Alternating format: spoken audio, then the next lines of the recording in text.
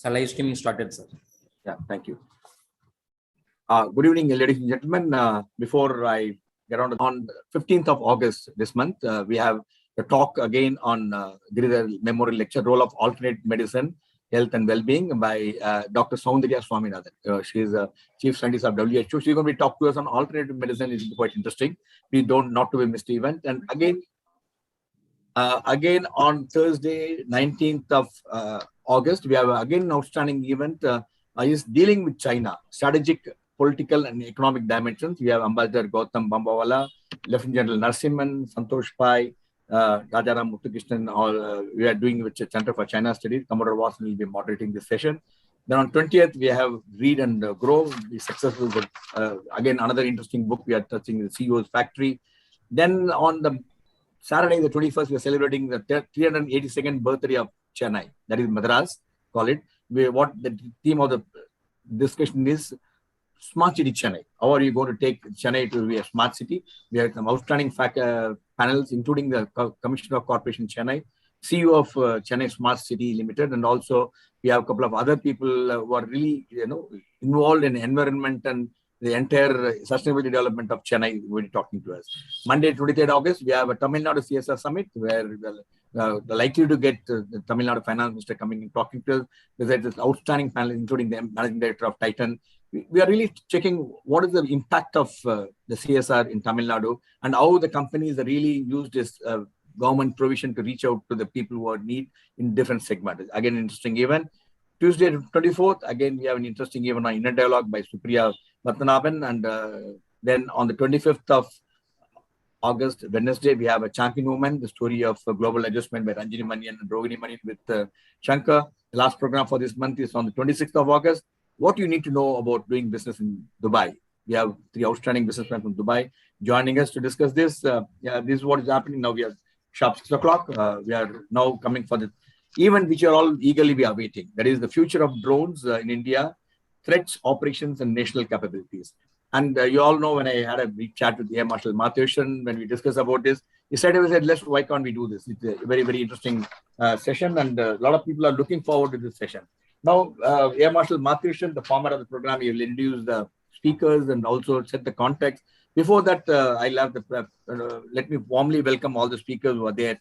Air Marshal Mathusan, Professor Soundararajan, Air Marshal Vartaman, Abhishek Jain, Air Marshal Suresh, former CNC Western Air Command, Sai Pattabhiraman, and Group Captain Agustin, and Wing Commander David Devasagayam. And they will all be introduced in detail by Air Marshal Mathusan. Now, let me have the privilege of now welcoming Peter Rimmel. Peter Rimmel is the resident representative of India. And let me briefly introduce him before I request him to deliver the introductory remarks. Peter Rimmel is currently the resident representative I mentioned to India Condor Stifting. He has a first law degree as well as a second law degree from the Ministry of Justice. On behalf of German Foreign Ministry, he served in East Timor Registry General. And he also served over 7 years governance reform of GIZ, German International Cooperation, and Anti-Corruption Commission of Republic of Indonesia.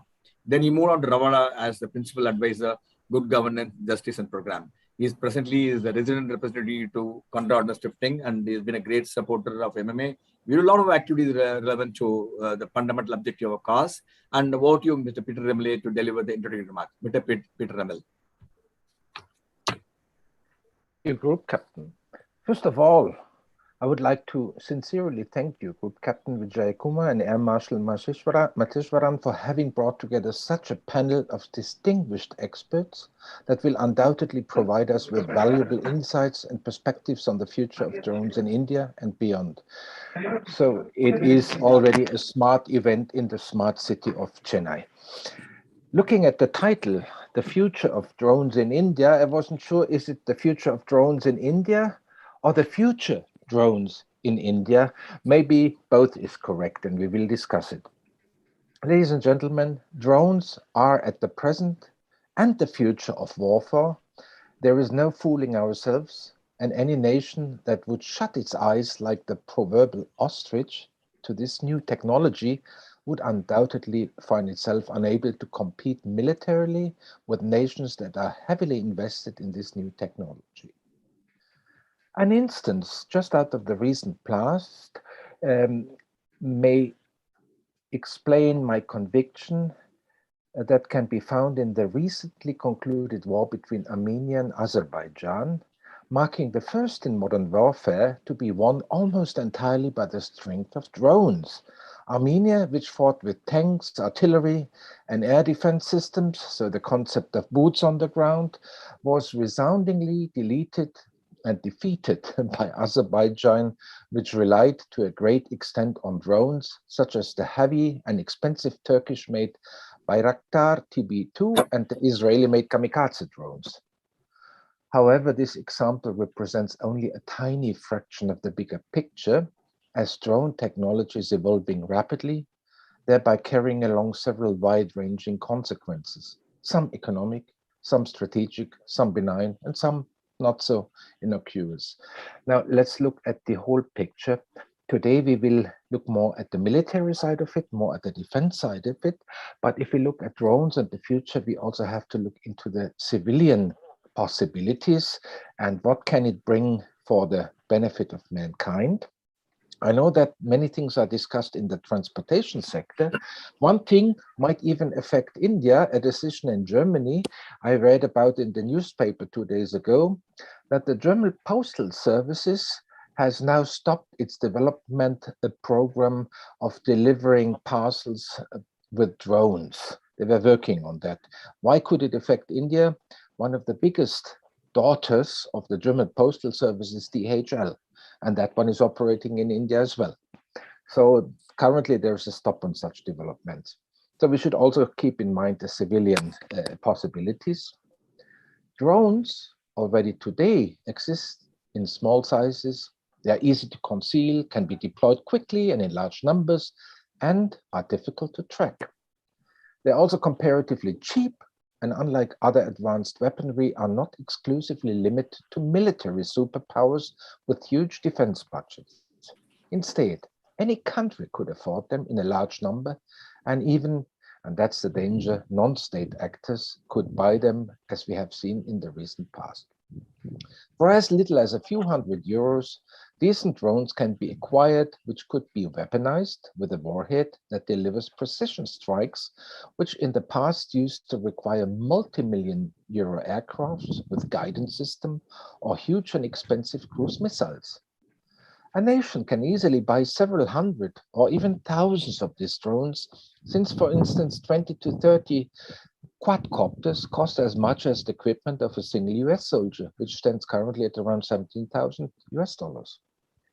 This low cost and easy accessibility poses a disquieting danger, as they could fall into the wrong hands of non-state actors, such as terrorist groups, who could use them to carry out terrorist attacks on civilians. Such a scenario becomes all the more worrisome, since a swarm of tiny drones simultaneously directed at a specific target poses a massive problem for conventional air defense systems. I spare myself the technicalities on that. We have too many experts who are much better on that. Therefore, the further development of such defense technology will be of the utmost importance in the future for the safety, security, and protection of civil population and the defense of the territorial sovereignty of nations.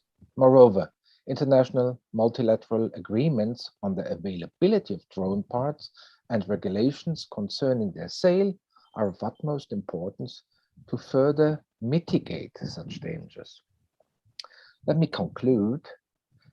Given the title of today's webinar, please allow me to make a brief comment on the Indian situation as an external observer. Given that both India's eastern and western neighbors have access to drones, and China has even reached US standards with its CH-4, CH-5 drones, as well as the fact that Turkey and Pakistan are moving towards closer alliance, India's investment in such technologies appears mandatory. As the resident representative of KAS India office, a foundation that works tirelessly for peace, prosperity, and security throughout the world, it is of course rather unpleasant to talk about such a military buildup. However, it is essential to remain realistic about the dangers that both countries could pose to the entire Indo-Pacific region at large and avoid underestimating them. Therefore, it seems inevitable to equip India's military with the latest drone and anti-drone technologies, precisely to preserve and uphold the principles I have just described, and thereby meet the challenges to the rule of law. For as Albert Einstein once said, the world will not be destroyed by those who do evil, but by those who watch them without doing anything. Thank you very much. Thank you, Mr. Peter, for the insightful opening remarks that set the context. And now I will request Air Marshal Mathishan. Before I'll request him to formally introduce other speakers and all the set the context, let me have the privilege of introducing Air Marshal Mathishan. Air Marshal Mathishan is an Air Force veteran, over 39 years of service, and he's a founder president of Peninsula Foundation, which does some policy research, a think tank based in Chennai. And he's an alumnus of IAF prestigious institutions like AST, TACD, and he's also the commandant and deputy commandant of the respective organizations. Air Marshal is a recipient of President Award AVSM and also VM and commendation by the Chief of the Air Staff. And also to tell you the profile of all the speakers have already been circulated to you in detail along with the invitation card. Now I will request Air Marshal Mathirishwaran to set the context. Thank you once again, Peter, for joining us from Germany, and also Pankaj joining us this evening. Good to see you. Over to you, Air Marshal Mathishwaran. Thank you, Vijay.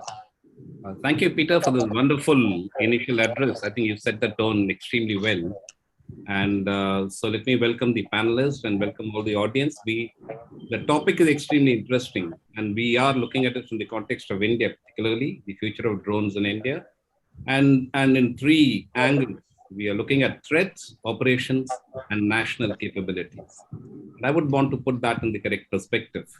The importance of the topic and the interest it's generated is well indicated by we have nearly 110 participants who are now watching the show directly on the Zoom.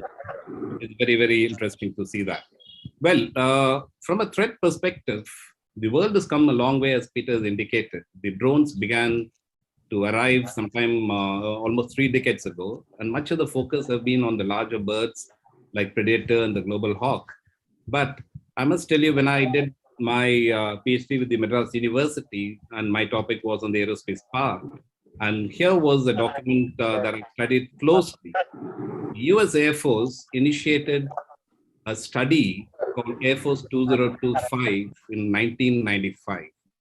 And the primary objective was, there were 2 points that are made. One was that the technology is now enabling others to catch up and close the gap with the US. And the future threats in air and space is going to be significant, and find ways and means of how to actually expand this gap between others and the US. That is a fundamental issue. The document came out in 1996 as Air Force 2025. And one of the most interesting aspects of that was in the domain of drones. So in 95-96, they had actually recommended creation of a global information system, which is now already in existence, and integrating and networking from the smallest drone of a bumblebee size to the largest one of global hawk, all networked and integrated in terms of constantly creating a 24/7 real-time information flow, for the US forces. Well, they also spoke about smaller drones moving into domains of air warfare, and of course, an ability to actually bring about precision attacks. 30 years down the line, this is the reality. The Azerbaijan-Armenia war has clearly indicated what these smaller drones can do. And of course, the attacks by Houthi rebels, the Yemeni rebels, on the Aramco refinery year before last, and of course, the continued attacks that happen in the Middle East using these drones. So the drones are changing the way the warfare is going to take shape. And 2 primary factors contribute to that. One, easy availability of smaller drones. While the focus is on the bigger drones are being on the ISR, the smaller drones are now, and the ability to bring in very highly evolved explosives, plastic explosives in smaller sizes to create precise effects. The smaller drones are giving tremendous opportunities the lower cost makes it available for non-state actors to be able to level the playing field against governments and established militaries. And therefore, in the hands of non-state actors, it becomes a very potent threat for future nation states. So in terms of warfare, it may change because the concept of having highly technologically intensive and very capital intensive, expensive military weapon systems may get neutralized by these inexpensive, drones, which can change the way the battlefields are monitored, conducted, and warfare conducted. So the changes in the operations will have to be viewed in the context of the emerging threat with these smaller drones and integration of technologies like artificial intelligence, machine learning, and of course the swarming. Swarming was mentioned in the 1996 document that I mentioned about it. And swarming today is operationalized completely. So the attacks that have taken place, for example, in the Russian airbase, in 2018, which was 13 smaller drones that rolled into attack. They were actually launched by the ISIS, and then damaged a couple of aircraft. Were actually the potent, symbol of the way the drone threats can actually, contribute to the future of warfare. In terms of threats and operations, India needs to factor this. How do you counter the emerging threat of smaller drones? Is a very, very important aspect that we need to look at. On the other hand, in terms of national capabilities, the development of drone technologies offer a wide spectrum of opportunities and capabilities that can be exploited on the civil domain. And therefore, how are you going to balance the need for developing technologies, capabilities, and balance the security angle in the context of threat is going to be a challenge in the context of our policy making. The new draft rules have been already opened out for the last 1 month. And I think balancing the two is important. That's where our panelists who represent the industries will also talk about. Developing critical technologies, whether it's algorithms, or whether it's artificial intelligence or the autopilots, will be very, very important for us to be able to hold the key in the future. So with this overview, let me now leave the field for the panelists, the very distinguished panel that we have. Let me welcome the chairperson of the panel for today, Air Marshal S. Vathman, and a distinguished Air Force fighter pilot. He's had an excellent career of more than 40 years, and he is the former Air Officer Commanding in Chief of Eastern Air Command, the primary command that actually is pitted against the Chinese theater. He's also been the Senior Air Staff Officer of Central Air Command, which is again, the primary area of, high-tech weapons and drones that we operate in. As well, the Air Marshal has been highly involved in the acquisition process. He's been the ACS plans, and therefore he's very well versed with the entire acquisition mechanism and the modernization process of the Indian Air Force. He's an experimental test pilot. He's a qualified flying instructor. And he's been the chief test pilot of AST, which is a premier flight test agency for India. And he's also done a tenure as the air attaché in Paris for 3 years, and therefore internationally is extremely, well exposed to the policies and the national, international relations aspect of it. I must also highlight here that the Air Marshal and I are also schoolmates. We are from the same school as well. So, Vathman sir, welcome to the panel as the chairperson. Let me introduce the other panelists for you so that you can take over and move on with the subject. Air Marshal Suresh, Balakrishna Suresh, has had a distinguished career of nearly 40 years. He retired as the CNC of Western Air Command, the primary operational command of the Indian Air Force. And he's again had a fabulous career, and he's been my colleague also in the Top Gun School of the Indian Air Force, which is TAC-D. The Air Marshal is a fighter pilot again, and primarily on MiG-27s, but he's flown all the other types as well.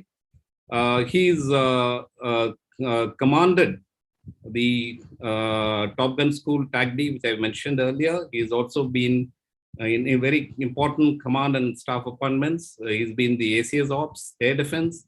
He's also been the DG Ops for operations.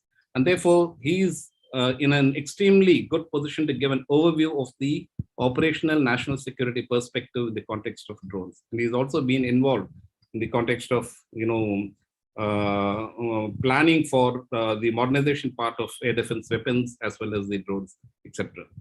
Both Air Marshal Varthaman and Air Marshal Suresh are recipients of presidential awards. Air Marshal Varthaman has been awarded with PVSM, AVSM, VM, and VSM. And Air Marshal Suresh is also a recipient of the awards of PVSM, AVSM, and VM. And Suresh, I welcome you onto the panel again, once again. The third panelist we have is Group Captain Augustine, a fighter pilot, and he's also been with us in Eastern Air Command. He's flown the Mirage 2000s and MiG-29s. After having served for nearly 3 decades in the Indian Air Force, he's taken a voluntary retirement, moved out to pursue his passion on entrepreneurship. He runs his own drone company, Auto Micro UAS, and I think is now already very well known across the industry as well as in the national scene with respect to development of small and medium, small and micro UAVs. Augustine is also a recipient of the Visish Seva Medal, and he's got about 3,000 hours on Mirage 2000, MiG-21, and Kiran aircraft. A combination of operational experience and being able to actually handle the drones is an important element in understanding the nuances of drone strategies and drone operations. So Augustine, welcome to the panel. Let me now go on to Professor Soundararajan. A distinguished scientist from DRDO. Is the former director of DARE, it's a laboratory, the Defense Avionics and Research Establishment. And he's been instrumental in some of the most important projects for the Air Force on MiG-27 upgrade, as well as Su-30 MKI. So he's been the brain behind the mission computers on the Su-30 and the entire avionics upgrade of the MiG-27. There were tremendous achievements as far as Air Force and DRDO is concerned. Professor Soundararajan is a recipient of the Agni Award and for excellence in self-reliance in 2003, and also the Performance Excellence Award for 2008 from DRDO. He is currently a visiting professor at NIAS, Bangalore, and he works with the International Strategic and Security Studies program in NIAS. Let me come to Wing Commander David Devasahayam. Okay, Abhishek is there. Okay, I'll cover Abhishek. Okay, so Abhishek, I welcome to the panel as well. He is the Vice President of Zeus Numerics, Pune. Abhishek is a Master's MTech graduate from IIT Mumbai with a specialization in computational fluid dynamics. He's a very well-recognized innovator. He's one of the 10 innovators to meet Defense Secretary USA on his visit. He's a winner of Lockheed Martin's Innovation Medal. Abhishek contributes immensely to some of the Air Force's upgrade and development programs, and he's an important member of FICCI and SIDM and contributes immensely to the innovation and the indigenous capability developments in the country. Zeus Numerics has worked to develop an indigenous autopilot, and Abhishek will probably cover that part when we come to the panel. Let me cover Mr. Sai Pattabhiraman. He is the MD of Zupa Geo Navigation, a startup that is now reaching places all over, particularly in the geo navigation and as well as survey areas in civil drone business areas. Sai is an entrepreneur focused on innovation, and he's also been recognized as one of the most outstanding innovative leaders for MSMEs. His applications are well recognized on the civil drone application domains, and I think he's also expanding into the defense sector gradually. He's also he along with his son has worked to develop an indigenous autopilot, which again he will probably cover when he talks about it. But more importantly, Sai has been quite active in discussing and advising and commenting on various policy issues. And I've been seeing that quite regularly on the IDAT as well as on the LinkedIn websites. Welcome, Sai, on board. Great pleasure to have you on board with us. Let me come to Wing Commander David Devasahai. He's the first external pilot for drones in the Indian Air Force, involved with the Heron induction and operationalization of Herons, and extremely experienced with the operations of searchers and Heron UAVs in the Indian military, both Air Force and the Army.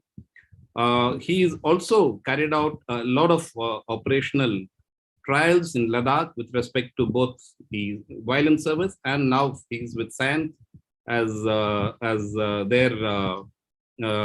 chief operational advisor.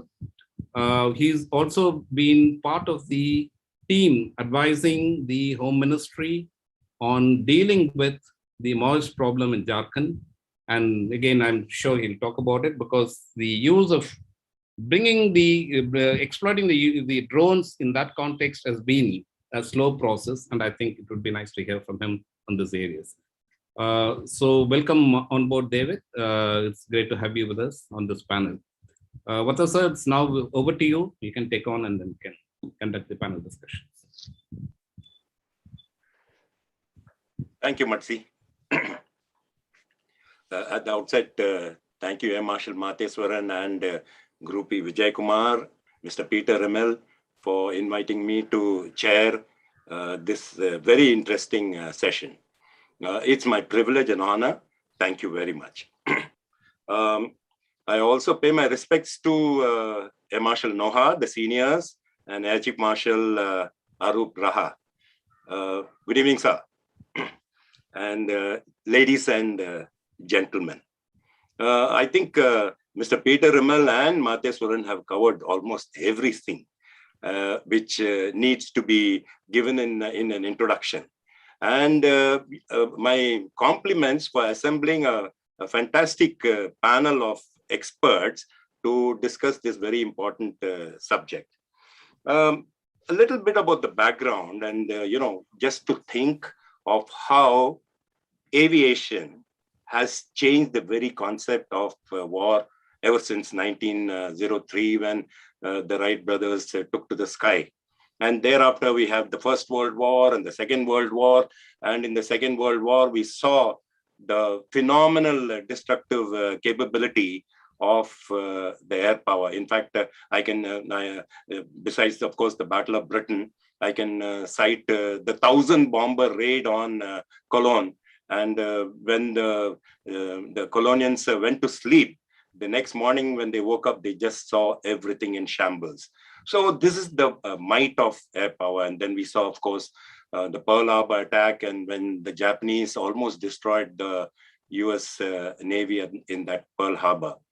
And then, of course, the Hiroshima and Nagasaki blast. Then post the Second World War, we saw the havoc being played in Vietnam, and the many other wars that have taken place, including the Gulf War. Sorry.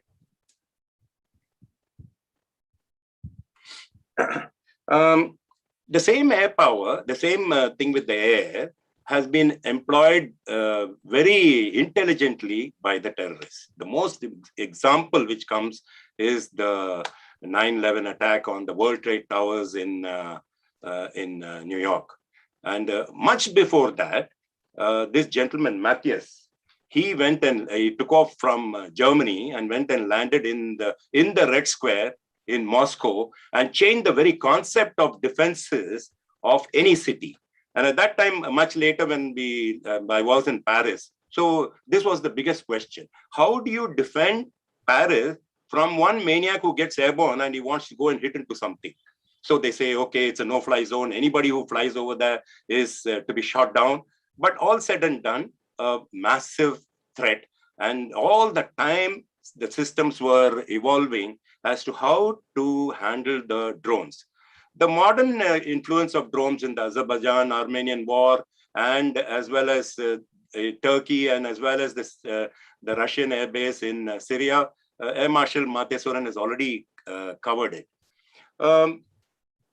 When we talk of air power, I must specifically mention, I mean, the influence of air power. I must specifically mention what happened in Sri Lanka when the LTTE got 2 rat-trap aeroplanes, and they had the guts to fly from the forests in Vanni jungle and go and bomb.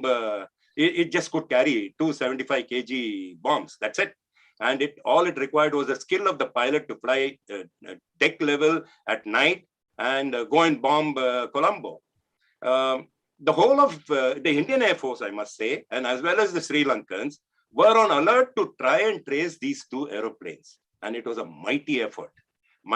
And in that meantime, they terrorized Colombo. In one night when the LTT aircraft came over Colombo, the the Sri Lankan Air Force fired 40,000 rounds of ACAC guns. So that was the panic and anything from the air could cause. Now, coming to what is happening in our country, we had something in Jammu. I have always been of the very firm belief that offense is the best form of defense. If a terrorist has a drone and he is able to, threaten you, we have the national resource. We have the national resource to make him pay dearly. And we showed it in Balakot. We showed it in our surgical strikes. These are some things that we should discuss. When the attack on Jammu happened, the whole of the armchair strategists started saying, the Air Force is sleeping and they don't know what to do. They haven't done anything so far, and they've been caught with their pants down. Unfortunately, no. If we are talking of the Harpy or the Harap, which was used by the Azerbaijanis in the recent war, we have had it for 25 years. So it's an open secret. So it's nothing that we have not been prepared. We have had the offensive weapons. It is, many a time I keep saying that we are as prepared as the evil thinker or the terrorist is thinking. So with this introduction, what I will do is I will invite each one of the speakers in this sequence: Air Marshal Suresh, Group Captain Agustin, Wing Commander David Sagayam, Professor Soundarajan, Mr. Sai Pattaviraman, and Mr. Abhishek Jain. I request you all to speak on your specialty for 6 to 7 minutes, one after another. And once you have spoken, all of you have spoken, we will thereafter discuss and then take on the questions from the audience. Having seen the excellent number, 143, that's a phenomenal number. So there are many curious members in the audience who will want to speak to you all, discuss with you all, probably give them the confidence of that we are okay, we are not so bad. So I invite Air Marshal Suresh to speak. And as far as Air Marshal Suresh is concerned, he's just a year and a half ago, he was commanding the Western Air Command, where Jammu is part of that base. And he was involved in most of the operations in Western Air Command when things were really hotting up in the West. So, Suresh, there are many things you can cover in your operational talk that you would give us. And you can touch upon the global aspects as well. But primarily our ops preparedness and the global aspects. Over to you, Air Marshal Suresh. Thank you, sir. Firstly, many thanks to Air Marshal Mathesuran, Dr. Vijay Kumar, Peter, and MMA, as well as the Peninsula Foundation for inviting me on this panel. A very topical topic, I would say. But the problem is with Peter and Air Marshal Mathesuran and Air Marshal Vathapan having spoken, they have covered everything in broad. So I'll quickly run through what my take on the subject is. Before that, let me pay my respects to Air Chief Marshal Raha and Air Marshal Nahar. They've been our gurus also in TAC-D. Marshal Vartman said, UAVs are not something new. Marshal Matheson also talked about it. We have been discussing this for quite some time. But the main difference has been that we have been talking about military UAVs and state actors. But what has happened in the last 2 decades is a major change. Like Peter said, technologies, miniaturization, battery technology, propulsion technology, sensor technology, you name it. And it is actually, there's been an exponential change.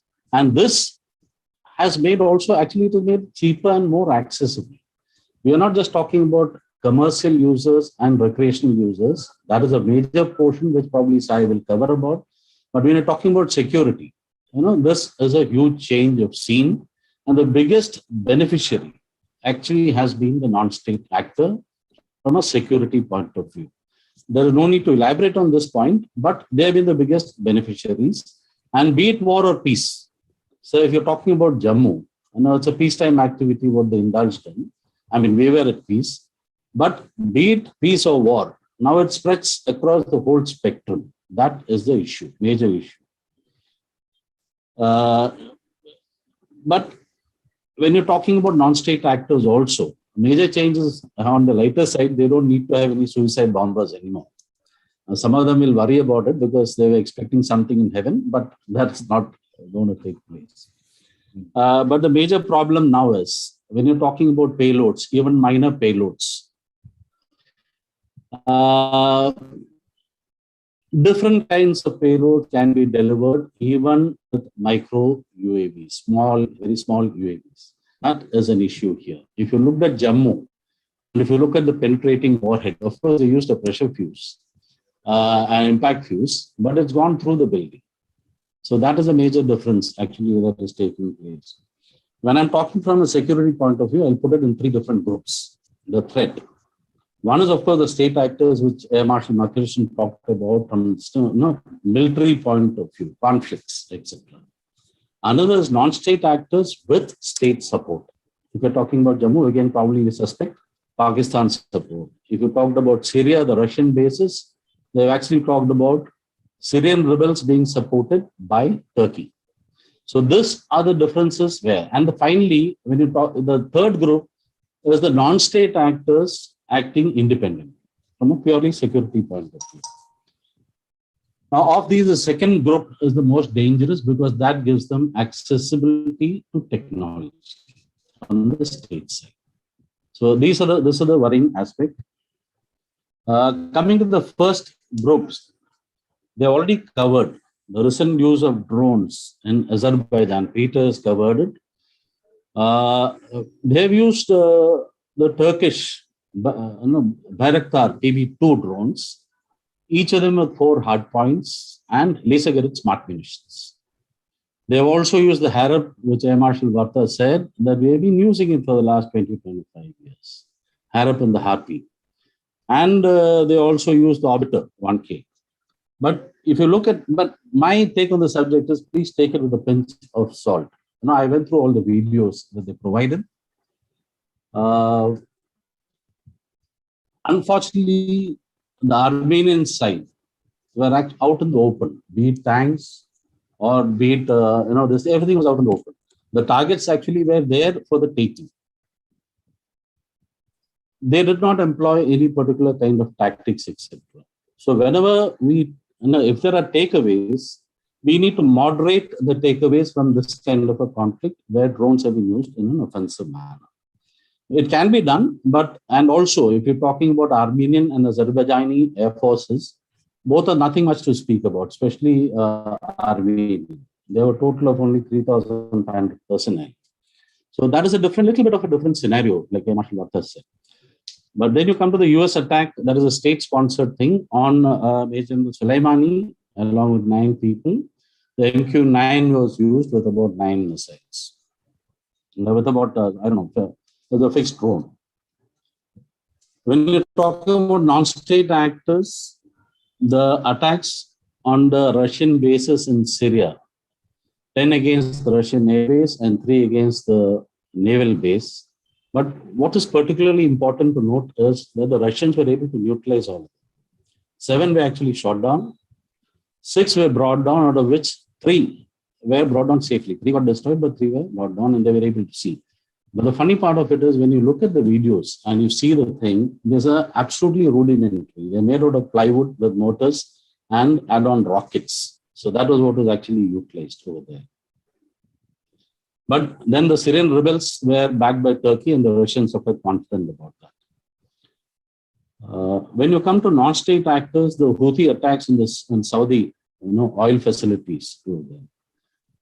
The 13, actually, about 25 drones were used in 2 waves on 14 September 2019.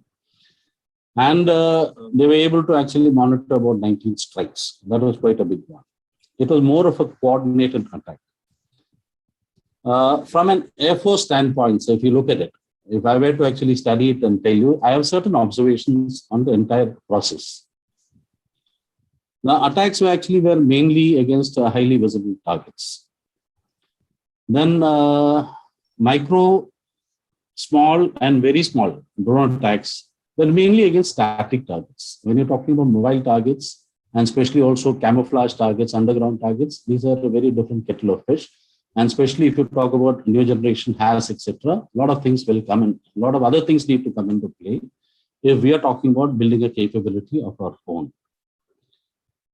Then swarm capability was not so far very evident. There's a lot of stuff has been demonstrated, but not really operationally used. It is on the cards. It's very evident. Attacks were mostly restricted to planes. Now, if you're looking at India, we have a long border with China along the LAC, etc., and including the West. I'll come to that part later. But when you're talking about swarms and swarm drone attacks, a lot of requirements come into play. If you need to develop that capability, you need your absolute portion and relative portion accuracies of a very high order. You need very advanced data link algorithms. Autonomous swarm technology is a must. And that includes, like Marshal Mathesh said, AI as well as robotics. You need targeting sensors if you really need to be actually effective. So what I will require as a user is a range and effectiveness and survivability. These are the 3 main things which I really require if you have to use it in an offensive manner. And larger ranges in smart munitions payloads. If you talk about Jammu airfield, actually it is less than 20 kilometers from the border. IB. The closest point IB is 20 kilometers. So it's very easy to actually do that kind of a thing. And like Marshal Mathesh Vartaman said, it's not that we have been sleeping. We have had defenses. It is only that we don't have it in adequate numbers. We have been using it in the valley and very effectively at that. So when you're talking about swarm technology, it's a very tall order. I'm sure Mr. Sai and Abhishek Jain will cover in their respective parts. From an offensive point of view, these are the points which they need to cover about, but purely from a defensive point of view, we need to watch out for, like what Peter said, Chinese capability. They're actually fast catching up on US capability and we are aware of it. It's not that we are not aware of it. They demonstrated it also to some extent in Ladakh, but that was more of a show and videos are available on the net. But we're also worried about what they can pass on to Pakistan as far as this technology is concerned. Pakistan will also get some support from the Middle East, as Turkey especially. But very specifically coming to that point, when you're talking about Ladakh, that area, and the eastern regions, Marshal Vatta will bear with me because you have seen Eastern Air Command. Terrain, weather, and altitude will play a major role as far as especially the smaller drones are concerned. So is some part of the IB on the western side with Pakistan. So it's not going to be very, very simple as far as that is concerned. Because we did dilly-dally with it, but I don't want to go into the details, but there are issues on that count. Altitude, weather, and terrain. All 3 will play a major part. This is what the industrialists need to actually look into, and they can probably throw some light on it. Immaterial of the fact that we operated from Ladakh and things like that. We did expand operations in Ladakh. this is actually a peculiarity of our region, and not many cater for it. In terms of weapons, platforms, you need it, not many cater for it, and especially weapons. The types of offensive drones that we have taken to our calculations are offensive attacks, actually, offensive operations, are mainly ISR, that you cannot deny, kinetic attacks, electronic attacks, decoys, distraction. Those are all part of the planning process as far as warfighting is concerned. And after China's gift by way of the Wuhan virus, a lot of things have been said in the public domain and on social media, but you can expect easily. It's a reality, biological warfare and chemical warfare. That can also be delivered by this medium. So that needs to be taken into your calculations. We'll be doing a mistake otherwise. Now, it can be delivered by individual drones, coordinated attacks, swarm drones, and like Marshal Matheson said, teaming of manned and unmanned. That is manned aircraft as well as unmanned teams. HAL has got a program called the KAS-The that is actually being developed. So that will be a major thing. But personally, if you ask me, and this I have been doing for a long time, and I also did discuss with HAL for a program using one of the older aircraft, trainer aircraft, as a first-person view aircraft. If you want a little more effect, like I said, I want penetration capability, survivability, precision, and effect. If I want that, then I need to have something called the FPV. I'm very sure all of you are quite familiar with the first-person view because it is used currently for recreational purposes, but it has got a huge warfighting potential also. If you're talking about defense now, the offensive part, I will leave it to the industry to talk about and what national capability they're building up. There is no single type of sensor that can take care of anything. So if you talk about the radars, the older version of radars, the RCS, etc., what you're talking about are those drones, especially the smaller ones, it cannot pick up. But if you have the MMR variety, anti-drone radars, they can, but they're limited in range. Maybe about 3 kilometers typically or 4 kilometers, including if you talk about ISR technology, whatever is available. Coming to the UIR sensors, there is a problem there. They've got very low visual as well as thermal signatures, depending upon the signature from the hot batteries, etc. So there again, there is a problem. Then we are talking about passive imaging. So passive imaging is actually in the UV, visible as well as near IR spectrum, or thermal imaging in the near, in the short, medium, and long wavelength IR. So it is not foolproof. Passive surveillance systems are available to detect electromagnetic emissions, but actually they will not work against autonomous drones or even swarm drones, which are swarm drones it may, because data link is a must over there. So it will not work against individual autonomous drones. Acoustic sensors has got very low acoustic signatures, but again, it will be limited in range. So this is an issue. The most effective is actually visual, from what we have seen. And if you're talking about till now what we have been doing, whether it's the Republic Day parade, whether it's the Independence Day, function at Red Fort or Aero India, etc. We have been deploying anti-drone systems. It is not that we have not been deploying, but a large dependency is there on visual spotting and shooting down by snipers. That is the responsibility of the Air Force and the Delhi police as far as functions in Delhi is concerned. Okay, but that is the current state of affairs, but things have improved. And today we have the capability to jam and spoof. So that is existing, but only problem is that we don't have adequate numbers. So if you're talking about soft and hard kill options, jamming and spoofing is the way to go. I said we have the capability, but then again, it comes with its attendant problems. When you're talking about omnidirectional jamming or directional jamming, we tried both, but it has collateral damages. Seeing that it functions in the 2.4 to 5 gigahertz, it has collateral damages. You're well aware of what the damage can be. When you're talking about directional jamming, again, now the major problem first is detection. Second is actually localizing. Even if you want to neutralize it kinetically, or if you want to neutralize it, get a software kill, that is jamming, etc., precision is required, tracking. Or even if you want to get a kinetic kill, or even using lasers or, the electromagnetic spectrum, you need precision. So that is actually a challenge by itself.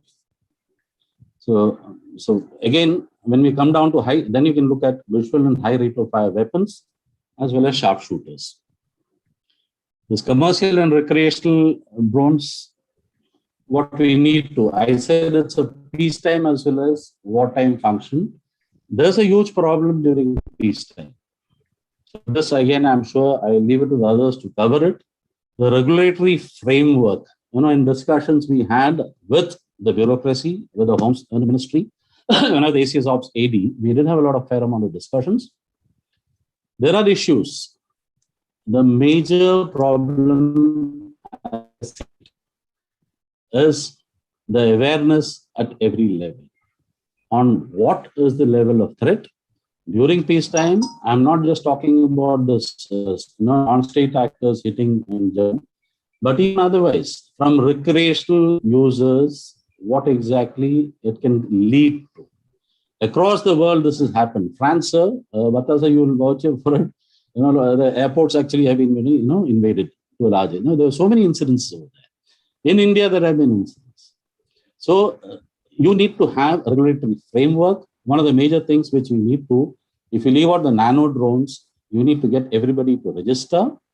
Geofencing has to be made mandatory, and some kind of rules. They brought out last month, they come out with the rules, drone use rules, etc., the DGCA, but they are just the broad framework. That will not do. So during peacetime, all the drones, you need to make them function, whatever the aircraft rules are, regulations are. You need to have civil aviation rules for the drones also. So if you're talking about air defense function, etc., the air defense, you need an air defense clearance number within the ADIZ. So whether you're emanating from within the ADIZ, transiting through, or landing here, you need to have an air defense clearance number. All of them need to have cooperative recognition capability on transponders on board. It's like the ADS-B. On ships, on trawlers, we can have AIS.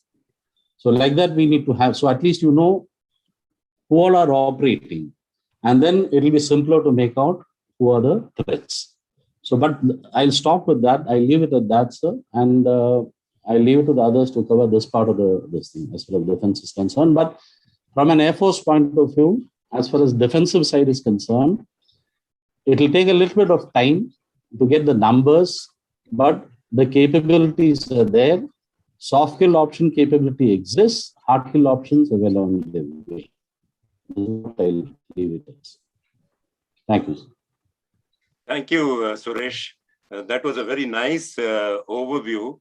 And one of the things which come out is that we have our defenses and nothing to really panic so much. We just need to acquire. But there are some things which you talked about, the GPS spoofing and other mechanisms which can interfere with the navigation systems of the drone. And this is what, I think Group Captain Augustine can talk about, and talk about the use of drones and employment of drones at those altitudes, which Air Marshal Suresh was saying, we have to work it out, that is in the Ladakh area.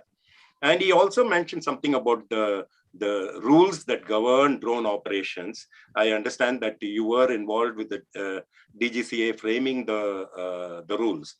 There is nothing like a fighter pilot and a designer putting in the same brain, putting what do I say, ideas into practice.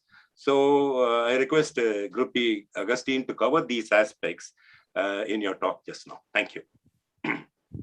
Thank you, Air Marshal Varthaman, and all distinguished members. And I may be a sole panelist here who had the opportunity of working with probably all of you. So I consider that as a blessing more than anything.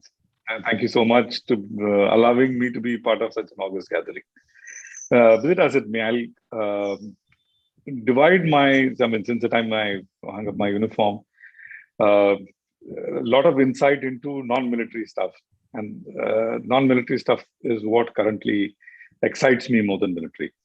And military stuff that I wanted to speak, most of it, all of you have spoken and took a little bit of wind out of my sail. So that makes my job even more easy. And since you all have set the tone. And few issues that Marshal Suresh covered, I thought I would probably throw some more light on it in the interest of clarity and more than anything else. So coming straight to the talk. First, we'll finish the brass tacks first, which is the military aspect of it. I was fortunate enough that immediately after the Aramco attack, I was at Saudi. By then, I'd retired.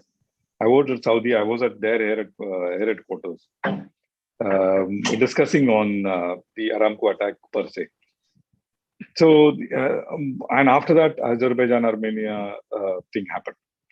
Like speakers before me correctly covered, that a miniature weapon like this, how do we counter a miniature weapon like this? So to give a fair idea, because most of us have some idea, but to give a fair idea, miniature is how small. F-18 quietly launched, maybe most of us have read about it, quietly launched swarm drones, which is fighter launched swarm drones, and it is probably the only fighter launched swarm drone that we know of. As a company, we also demonstrated to the Indian Air Force at Pokhran range, at sweltering some 50 degrees temperature during that Baba Mayer competition, a swarm drone of 11 in autonomous mode with the data link, like Marshal Suresh covered. Data link becomes the backbone of these swarm drones. The data link was MIMO meshnet capable. So we had a scout and slave concept. The scout went forward, picked up from the box the survivors using artificial intelligence, machine learning, boxed them, transmitted their individual position to every single drone, and these drone went and dropped a liter of 1 liter of water bottle and 1 packet of biscuit. It could be anything that could be dropped on top. So our team worked post this swarm drone. Our team worked a lot on how do we automate the process of identifying what do you want to identify from a running video at the lowest possible latency.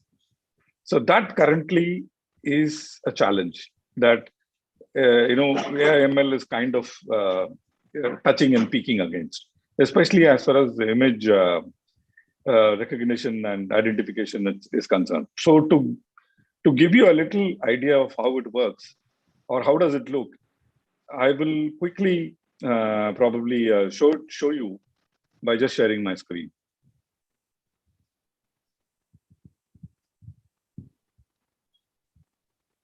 So this is the trial that we did at Tripura. This is one of the very famous temple in Tripura. So from this running video, we were trying to identify on the fly, I mean, as low latency as possible. What are the people, bike, car, etc. So this is how the result came out to be.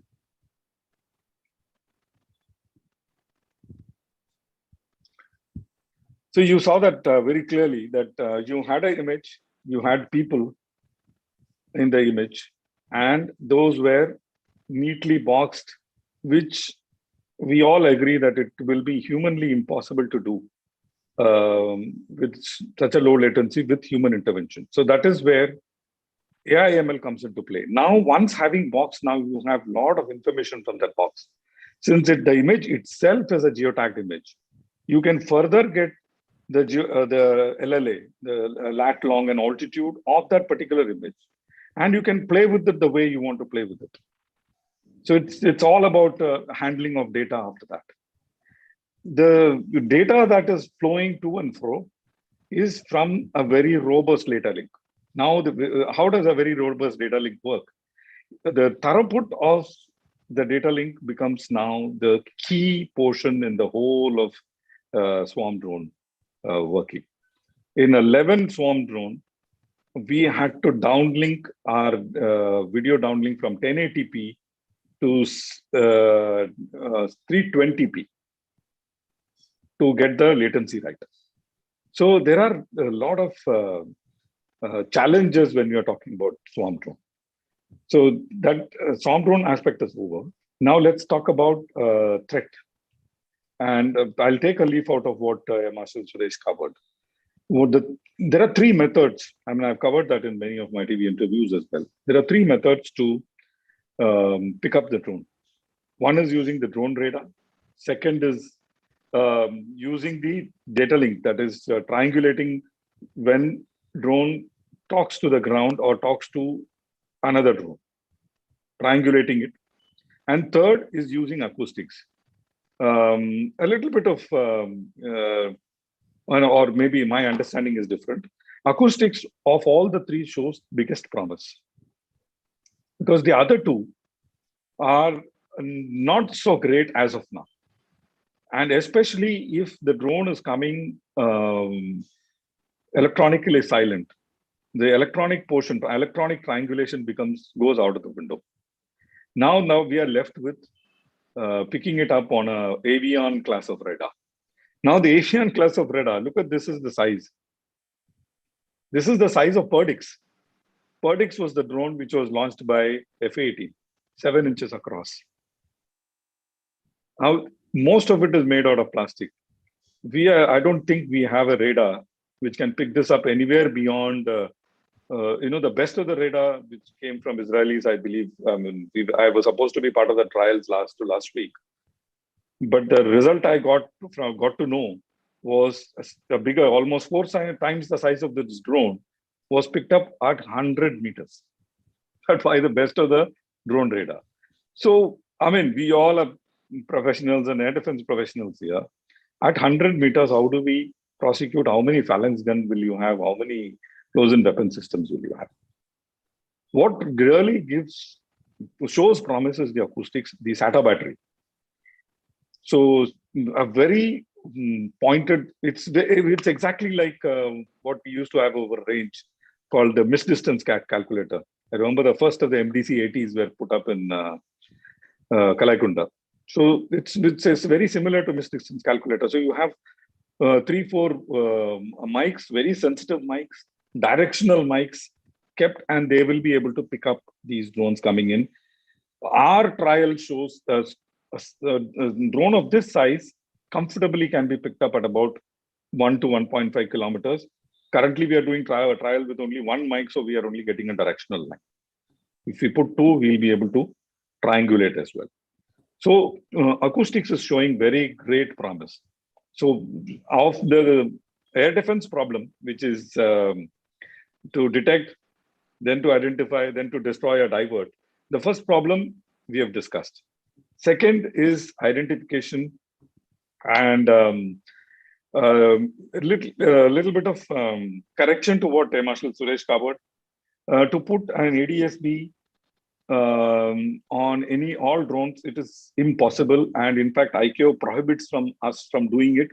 The simple reason is ADSB works on the existing system, that is your existing IFF 1090 megahertz.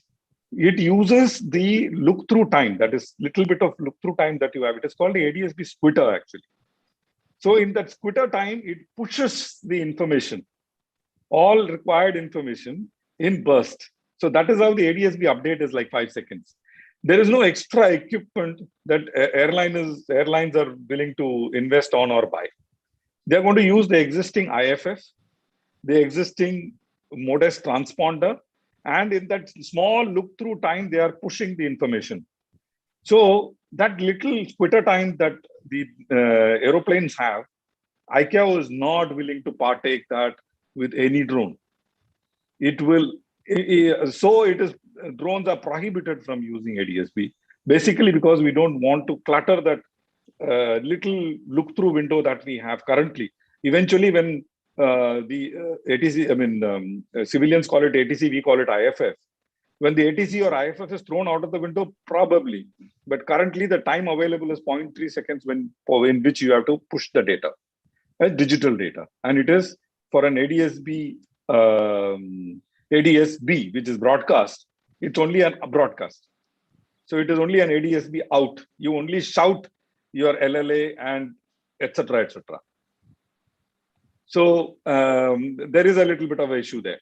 If you want to put something else on the drone, that's something about that something else, I will let Mr. Sai cover, because he's come out with some wonderful tracking system using your internet, using your mobile SIM card.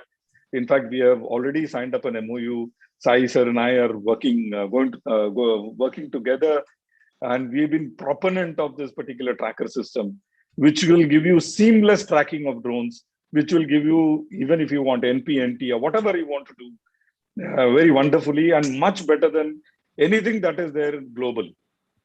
I mean, I say this with a lot of pride and conviction that we have such systems coming up, and we have such, I mean, just before we started, Abhishek also covered it.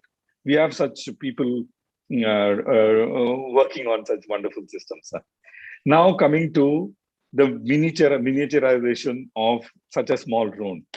You know, this was 2009. This I hold this, I keep it with me.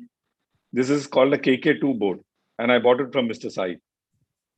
That time he was trading that time. KK2 board, 2009, and there is a YouTube video of mine flying a multi-rotor using this board, uploaded in 2009, when Marshal Vartman was the OCNC. From there, we moved on to this kind of board. These are strap-on systems, ladies and gentlemen. It has 10 degrees of freedom. You have all kinds of sensor here. It does not have any RLG kind of a system. You don't need a stabilized platform for this to work. This has 10 degrees of freedom. In ARM Cortex, and in fact, I've taken the picture of this, I'll show it to you. The ARM Cortex, the chipset with 128 GB data on this. There is no autopilot in the world on a manned aircraft that comes anywhere close to this particular flight controller. Anywhere close. I mean, 1/10 of the capability none of the Airbus autopilot would have. Why? Because the manned aeroplane system taking on the advancement in technology is very slow. Whereas in drones, it is like, if I can make it today, fly tomorrow and put it to use day after. So that is the kind of advantage we have on the drone system. So when things go smaller and smaller and smaller, there is another FC of mine, which is just 1/4 of the size, 10 times more powerful than the one which I'm holding in my hand. How do we prosecute this? That I will take a leave from Marshal Vartman, what he said. And I've been a proponent of this. There is TV interviews of mine, you can go and see. For this offense, it is like nuclear.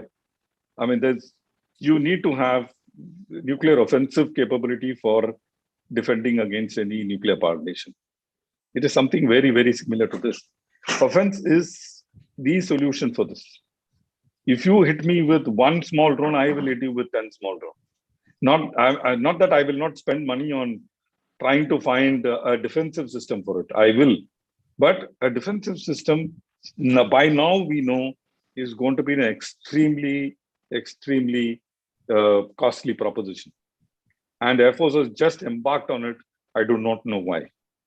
This anti-drone system that Air Force has embarked on, that RFI that has come out, it is going to cost us a bomb. Do we need it? Will it look after our requirement? I have a big, big question mark on that particular subject. Coming to an important aspect which I'm probably flagging for the first time is that all of you learned people could think about it. And some of you are probably even still now connected with the policy matters of Air Force is, do we need a drone command? I think it is high time we talk about drone command. Drone command is something which I feel is much needed, much faster it needs to come. And that in the gamut of theater command, I don't know how is it going to fit. I really have my doubt. That is something that as retired professionals, if we can push it to the government and say that, please spend your money wisely. So that is something I would think that we should take it from here, at least from the Peninsula Foundation, and push it up forward.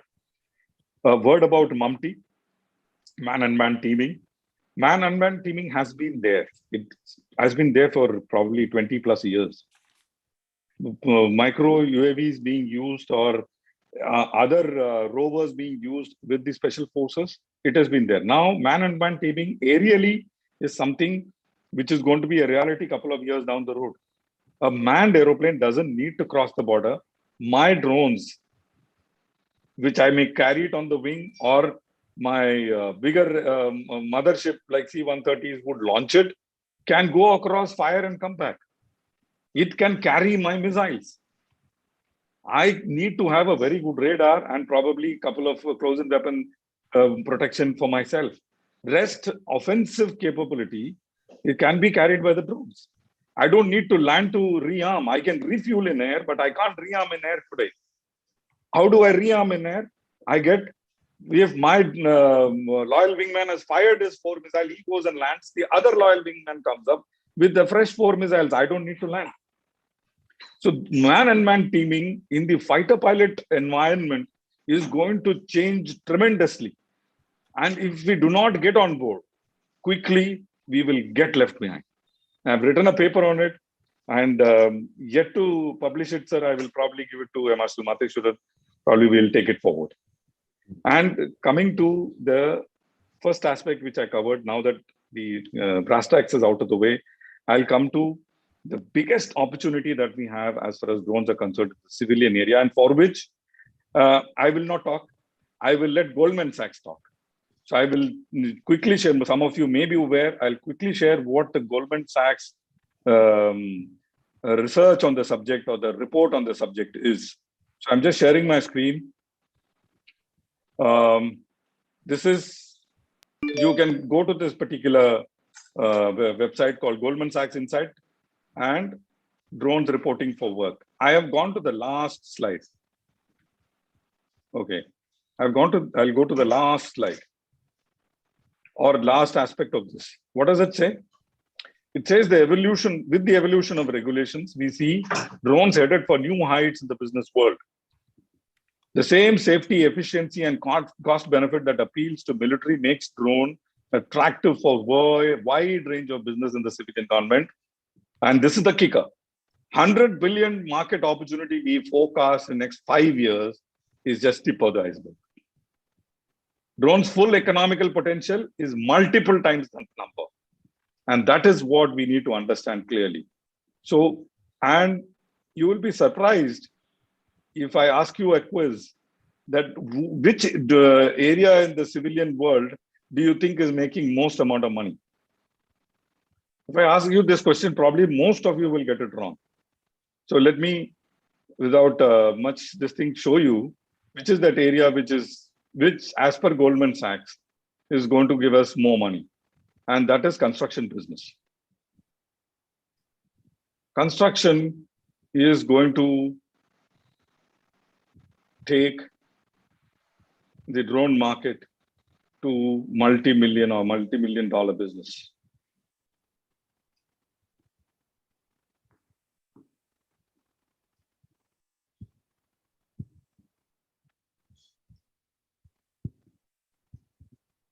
And another important thing which I wanted to cover with you all is dual use technology. The current crop spraying drone, we have developed one. Current crop spraying drone has a payload capability of almost 13 to 14 kilos. Can be well converted to carrying a 13 to 14 kilos of the worms. So that is where I am in agreement with Suresh that beyond a certain category of drone, an air defense clearance is a must, because air defense is Air Force's baby. And like Marshal Vartaman covered, the question will get asked to us, why are you guys sleeping? Aap kya so rahe the? That question will get asked to us. If the policy framework is not in place, then how are we going to address this issue? That is a question which I am leaving it open. Air defense is a war which we are fighting every day, which none of the civilians will understand. It's a war we are fighting every single day. Every single day, the air defense of India is up. At the ORP, people are fully kitted, fully weaponized and waiting to go. That we need to understand and put it forward in that perspective. So so it is a fine balance between defense of a nation, which in our case is very, very peculiar. We are not like US surrounded by Mexico and Canada. We are a nation surrounded by Pakistan and China, both inimical nations to us. And lastly, sir, I'll just leave you with one small little video. This is the drone which we gave it to Indian Army. It flew in Galwan, and it was a tethered power drone. It flew, I believe, technically, it can fly for unlimited endurance because the power is given from the ground. And of course, they didn't take us for the trials, but I believe it flew for almost 7 days. This is another drone which is called the Transition, which takes off vertically and flies like a fixed wing drone. So this in the fixed wing mode, and the same one in the VTOL mode. So it transits, and as it gets airborne, it switches off all its 4 propellers and flies like a fixed wing aeroplane, and comes back and lands like a vertical aeroplane. So with that, I thank Peninsula Foundation for giving me the opportunity to speak on the subject which is closest to my heart. And I'll also urge people who are watching this program, put your heart and head into drones for good. Drones, mark my words, ladies and gentlemen, drones are going to touch our lives in more aspects than one. IT was 80s boom, 90s boom. Drones is the boom which is multiple times that IT. I'm not saying it, Goldman Sachs is saying it. Uganda is a great example. IT boom did not touch Ugandans, but drones touched Ugandans. In the farthest reach of small villages in Uganda, where even mobile phones don't reach, drones take the blood there. Drones take the medicines there. Drones are going to touch our lives because of this miniaturization. Thank you so much. Thank you, Marshal Matheswaran, sir. Thank you. So just a small clarification. Like Augustine, I think, got me wrong, because when you're talking about ADSB, it is not for drones. Like Mr. Sai will bear with me, because I think he's quoted somewhere around 600,000 is the number which is available in India today, but anywhere from 200,000 to 600,000. So of course you cannot. And when you're talking about flights which are transiting over India, air defense, it is in the region of 8,500. So you see the difference in numbers, but transponders, and this is something which we did trials with SATCOM for tracking, especially in high altitude terrains, and like what I was talking about, and it was quite successful. So that is something which we need to bring into our regulatory framework for tracking. We need to know everything that is airborne beyond a certain capacity. You will understand that because you commanded the ADDC. Yes, sir. And Sai sir has come out with some wonderful stuff. I'll leave him to talk about it. Really wonderful stuff. Right. Thank you, Group P. Augustine. Lots of very, very interesting things you are working upon, and it shows immense capability to produce our own. You know, when we started talking about drones, about 25, 30 years ago. And the Israelis told us, you know what, we make it in garages. There's no big deal.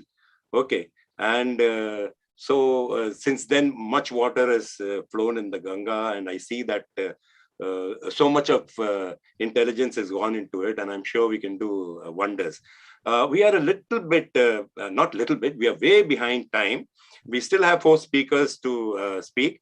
I will now request Vinko David Devasahayam to speak. I request David, if you can restrict yourself to 5 minutes. And he's actually employed the drones in operations, both externally and as well as internally against the in the Maoist area. So I think you're the ideal person to talk about the operational employment as well as the technology that is going into the development. Over to you, David. Thank you, Bhatta sir. And actually, Augie sir and Suresh sir have conveyed so much. There is no sail left for me. I'll have to pull some oars and start rowing as we used to row our boats when we were in the UAV squadrons in the Air Force. So it's an honor to be here. Coming straight down to the thing, I want to talk about something totally different from what Augie sir and Suresh sir spoke about, which is as an operations person is very important. So the first thing I would like to just touch upon is the manpower who are used to operate these systems. So it's very important, out of my experience, what I've seen with the Air Force and sometime with the Indian Army also. Manpower has to be have to have a particular technology knowledge, their knowledge on operating systems, their understanding of how an air situation is, both from a military as well as a civilian perspective.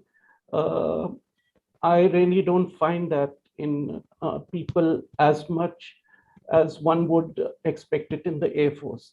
So this is one area which needs to be looked into while we talk about, very advanced systems, chipsets. But finally, it comes down to the human being who's going to operate that system. And it's very important that he's trained well and he understands all aspects of whatever system he's going to operate. The second thing I want to speak, this is one issue that we found a big problem when we were operating our system in Raipur and Jagdalpur. And at Jagdalpur, they had normal, the traffic police beat cops who were going into the jungles, and we had to pass on the information to them, but they could not understand the information which we were giving them because they didn't even know how to plot a coordinate on a map. This was way back in 2005, 2006.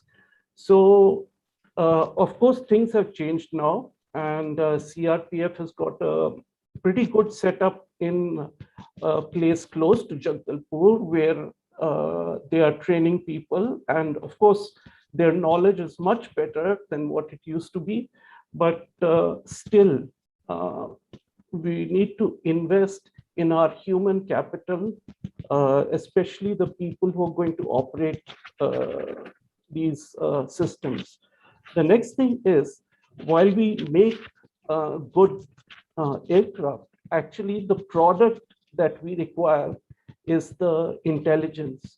So I found a huge difference today in the kind of imagery that we're able to generate with really, really small cameras.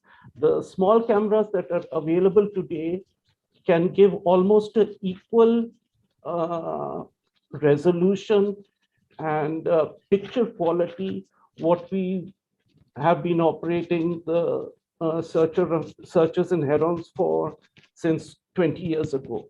So miniaturization and improvement in the payload quality capability is something that we really need to look at.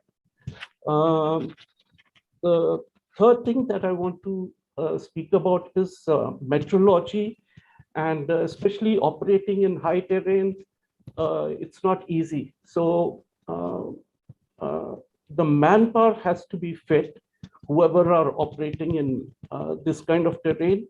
And we need to understand the meteorological conditions, especially in places like Leh, Ladakh, and even the upper reaches in Arunachal, Sikkim, where it's completely different. The way the atmosphere is in the hills, in the mountains, is totally different. So now, when you operate these small UAVs over there, the rules are very different.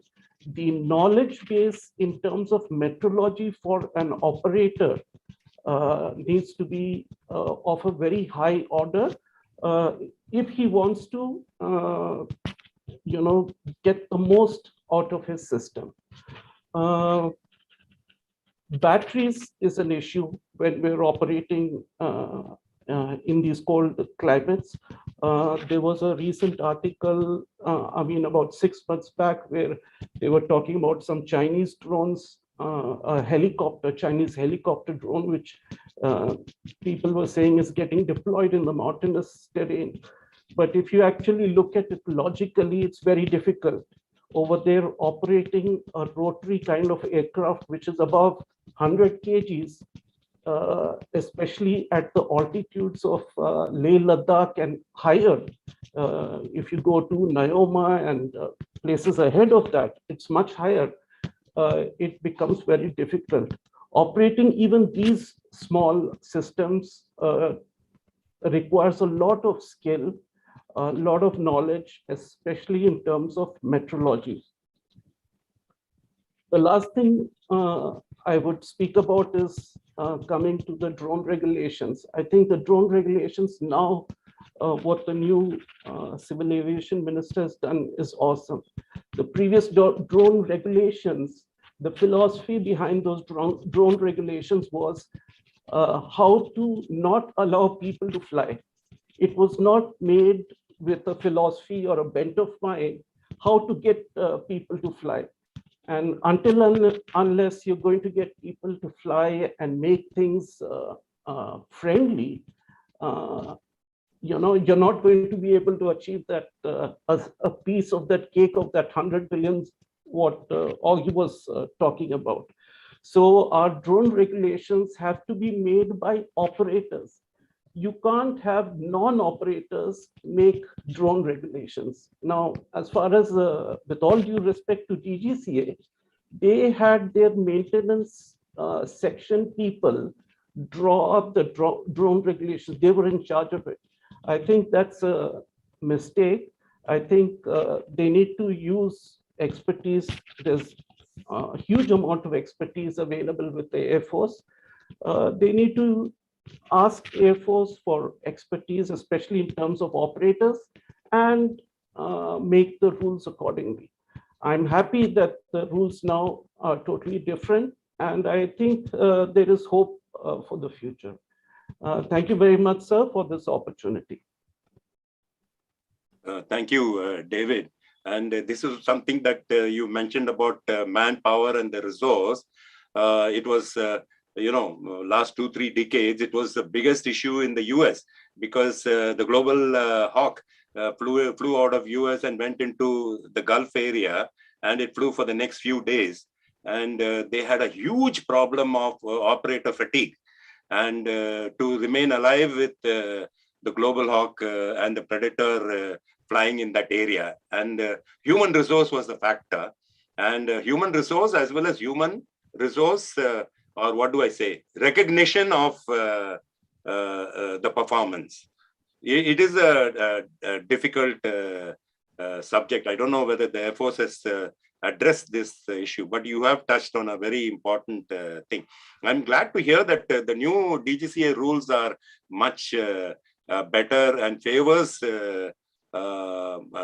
drone operations. But I was a little sorry to hear Mr. Peter telling that in Germany, they are going to prevent the use of drones. Perhaps in the Q&A, we can touch on them. Now I have Professor Soundarajan. I just mentioned before we started the talk, the amount of co-learning that Professor and the Air Force have done, and myself and Matheswaran as well, is tremendous. I used to tell that it's about time he started wearing the Air Force uniform. So much of work we have done, Professor. Nice to see you, Soundarajan. You can touch on so many aspects and our capability. I'm sure you would have been working on the development of the Rustam, which we started many years back, and what has happened in the years gone by. So you could tell us about the DRDO and our development that is going on towards the drone operations and drone development. Over to you, Soundarajan. Thank you, Air Marshals. I would make it easy. There's so many of them, and it's great to be with you all. In fact, it came to my mind that I should start with talking about something very ancient. One of the first unmanned systems that we launched, unmanned air systems, was a missile target called Fluffy.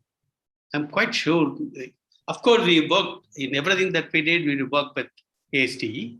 They used to launch it from Canberra, and we used to take it to Sri Lanka and present it as a target to the air defense system. That was the aim.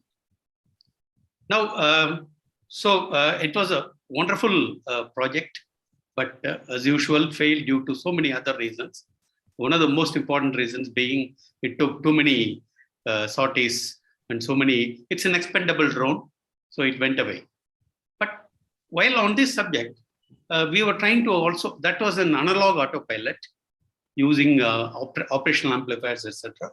So we started digitizing it, and then we wanted to try the digital autopilot on a more reliable drone rather than so Air Force was very kind enough to give us Chakor. I think quite a few of you might be knowing about Chakor, which is operating in Kalekunda.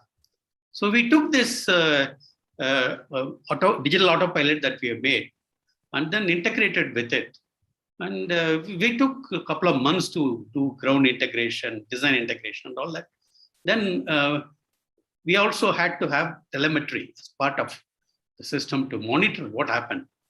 So on the ground itself, moment I turn on the telemetry, all the control surfaces are going into saturation. All were finished. Then we found out, and we went into the details, the Chakor, though it is made by Northrop, one of the foremost in the world, was not EMI protected, EMI-EMC protected, not shielded. And to our surprise, the operators told us whenever this Chakor flew into a microwave data link, which were those days primary, even now they are there, it used to simply lose control and fall apart. I want to, since I have extremely good audience there, leaders, captains of the industry in the drone, I would like to bring out that the limitations of the current drone systems. The current drone systems grew from radio control drones, RC toys actually. They came from there and went up. If you take the avionics system, we also did not have much avionics in the beginning, but the avionics system that we have on our the civil aircraft, civil airlines, and also increasingly now with the fighter aircraft is very, very robust, very well structured. For example, we have a communication system, navigation system, surveillance system. We have so many of them identified as systems and integrated together through a mission computer for performing a mission. Over and above this, we have a flight control system. Now, the drones grow from the so-called controller. That means the flight control system is the core today. So I want to bring out that, yes, that's a good idea. It's cost effective. It is working. But then if you want robustness, what should you do? So I'm going to touch upon communication, navigation, and surveillance. That is identification for UAVs. So this is not normally looked at. UAVs are not looked at from this angle in the current in the parlance. So as we can see, one of the communication, very simple. It's a data link, and many of the data links are absolutely unprotected with very limited RF power and receiver sensitivity. And they're not professionally designed like what we do for aircraft or avionics systems. And hence they are very easily jammable.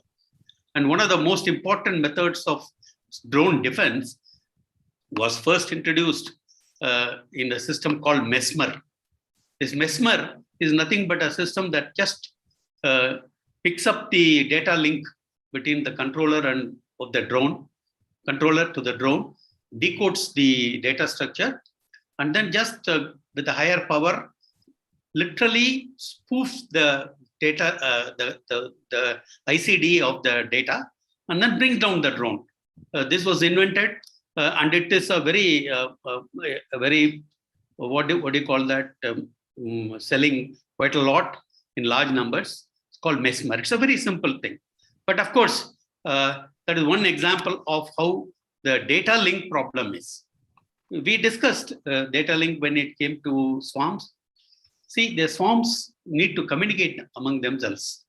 And as if I had seen Chakor, which was a military drone, compared to the drones that we are talking about, the fighter aircraft just have, in my humble opinion, you just have to open up your radar, and a couple of drones will be lost to the radar jamming. It is as simple as that. But it has to be seen. More professionally, we use high power microwave, or it has been discussed already how to jam these communications. So in order to have robust communication, obviously then you have to go into a domain of spread spectrum or frequency hopping. All these things, I don't know. I don't think the civil side will be able to accommodate in the cost. Cost is the main driver. So if you look at the global hawk or something like that, you can imagine the number of data links that are there, the number of spread spectrum and FH systems that are going on. Coming down to the current drone systems that are going to be operational, we are going to depend, even in the FAA guidelines, we are going to operate through internet. Internet is going to be the core. That means the drone communicates to is savvy. They've got a GSM terminal or equivalent, maybe the 5G in future, 4G, 5G, and then it'll communicate to the controller, and controller is on the internet. So the guy, his ID, everything is in a mass storage database, and it will contribute towards the air traffic management system. Not only air traffic, even the UTM system. So when it comes to, okay, that's enough about the data link. So it has to be there. If it is not there, then you have to have an extremely good navigating system. And now the group captain Augustus showed us a lovely board, mainly consisting of MEMS, gyroscopes, and accelerometers. And they just drift. They drift 100 times or 1,000 times compared to the RLGs we use on aircraft. So now, how do we use them? Yes, of course they are being used, and all the drones are successful. How do they do that? They update it with the GPS, mainly GPS.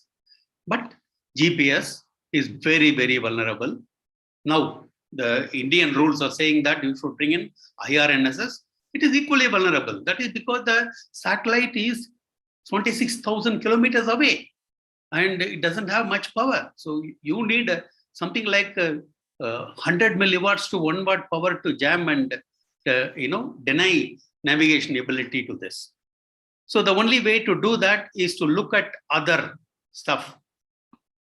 One of the most important things is vision-based navigation with a simple camera. Of course, for this, you need to have good weather.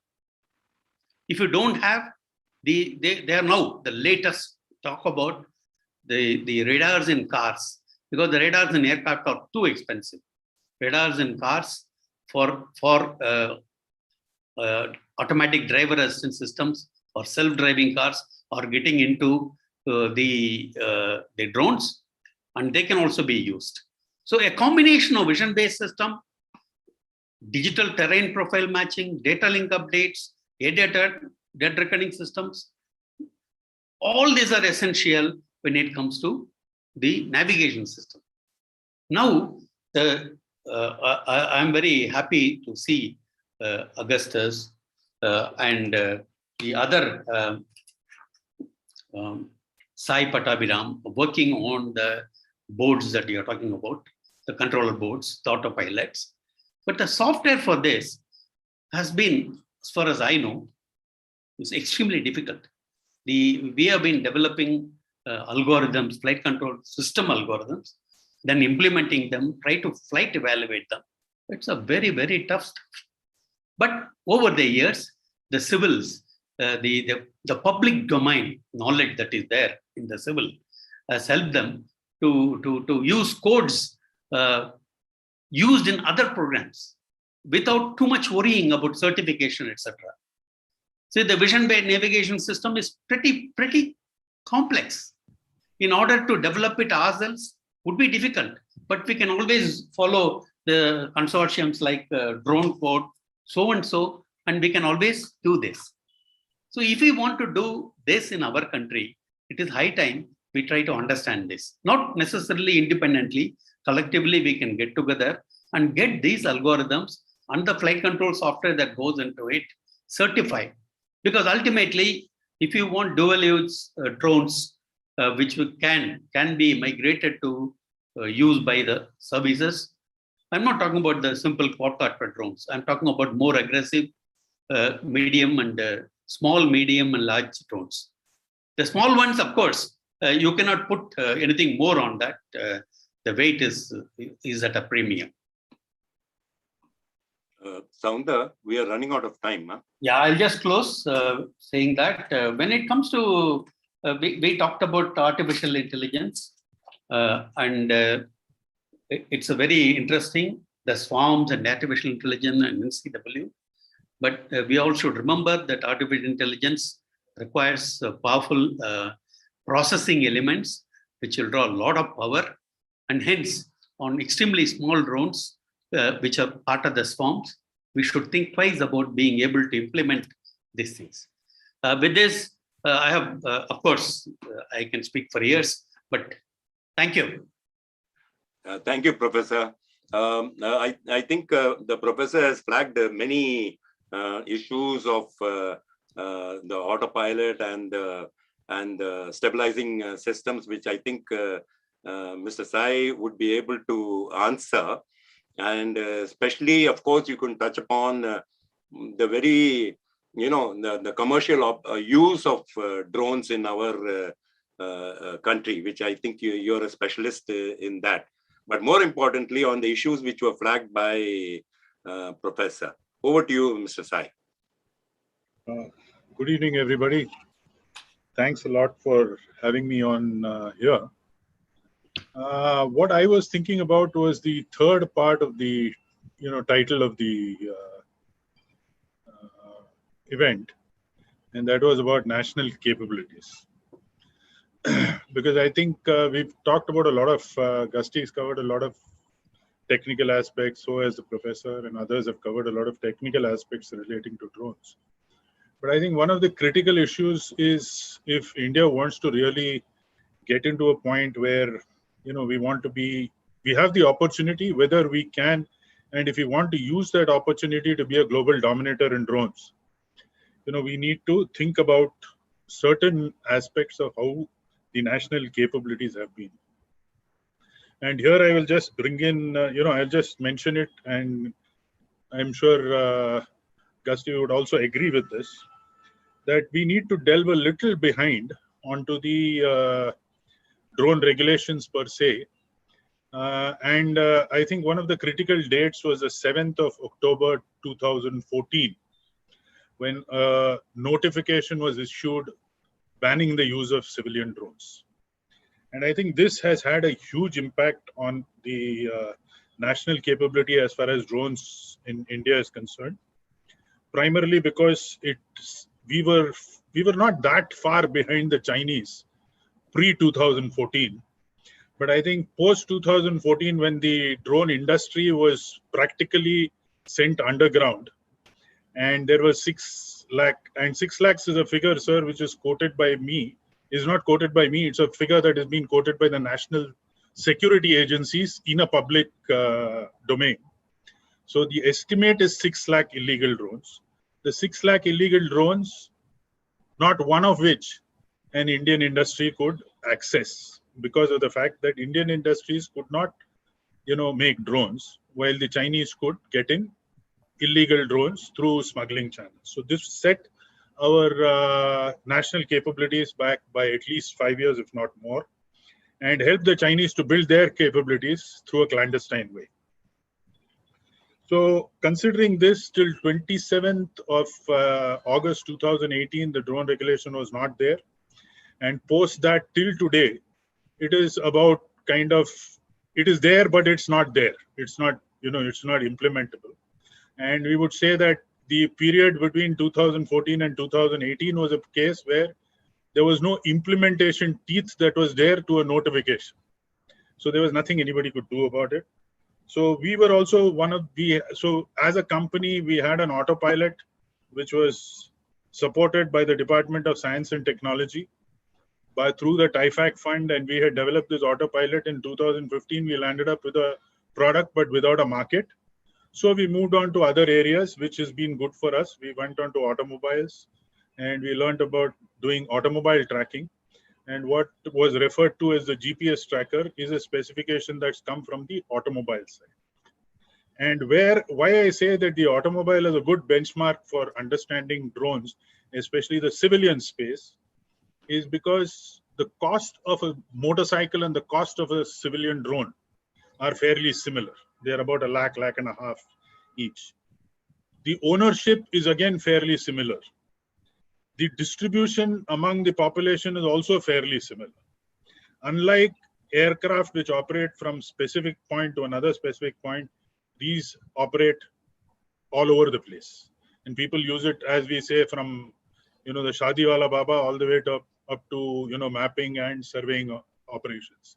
So all these things come to a point where get us to a point where the drone regulations have just started coming in now. And I would say one of the good things that is happening today as far as the commercial side for the Indian drone industry is the fact that the Defense Make in India initiative, where there are positive lists of indigenization, negative lists of import, and the freedom of the commercial or the DGCA's regulation on drones. Both these are coming in together at the same time, and the aligning of these two is a very, very positive sign as far as the future of the drone industry is concerned in India, and the capabilities that can be developed in-house.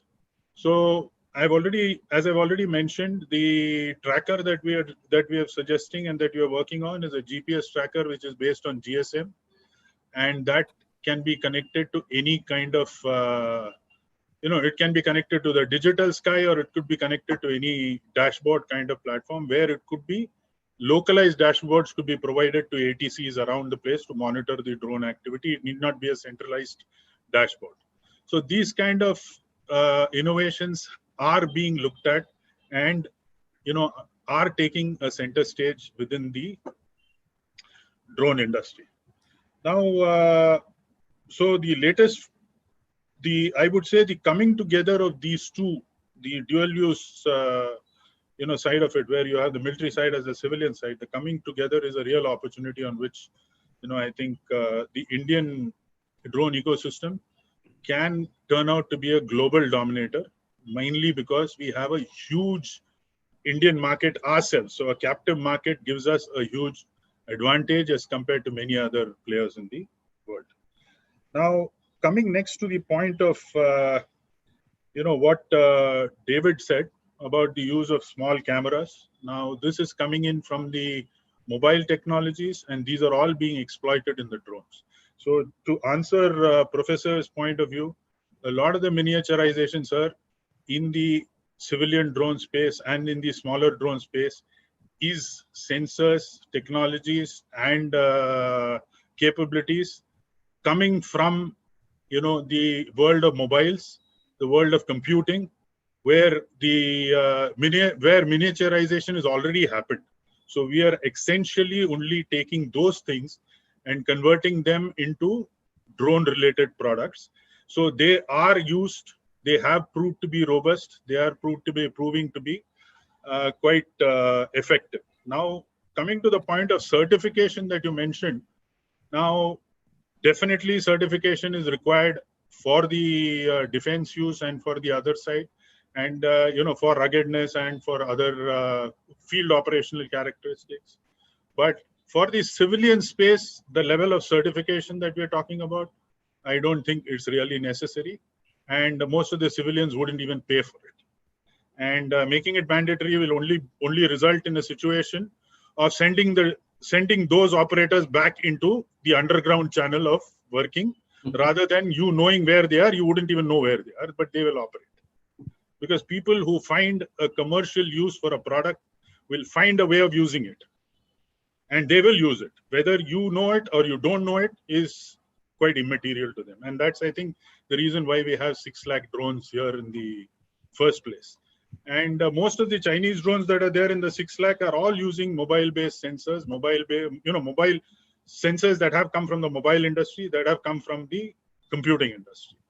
So I think they're two different cups of tea, which the aircraft and the fighters and the larger aircraft require their own set of regulations and certifications, and the smaller drone sector need their own set of rules.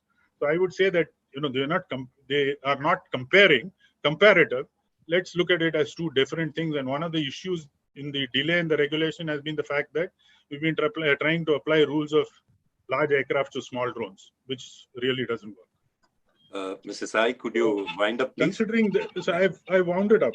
Now, the last and the one point which Gusty mentioned about was that the attack capabilities for anti-drone, I think, need to be it needs to be attacked, and it needs to be the small disposable kind, which could be even throw and use with a small explosive element, and that could possibly be the way of tackling some of the anti-drone related issues.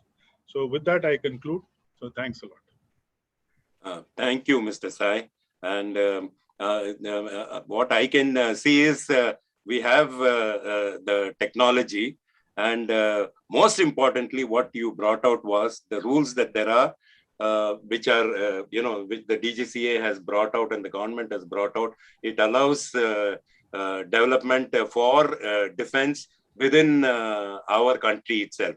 I think you were talking of in the realm of not allowed to purchase drones from outside, and not for the defense. Instead, manufacture it within the country. Absolutely. So, which is a tremendous boost to private industry development and competition within our country. Now, yes. Now I will go to Abhishek. And Abhishek, I know we have covered a lot of things, and you're in the end of the thing, but perhaps you could touch on the Chinese competition, and as well as the AI and the autonomous systems, I think, which was not covered as much. Maybe you can touch upon that. You're the expert in that. Over to you, Abhishek. Thank you very much, sir, and thank you very much for the opportunity.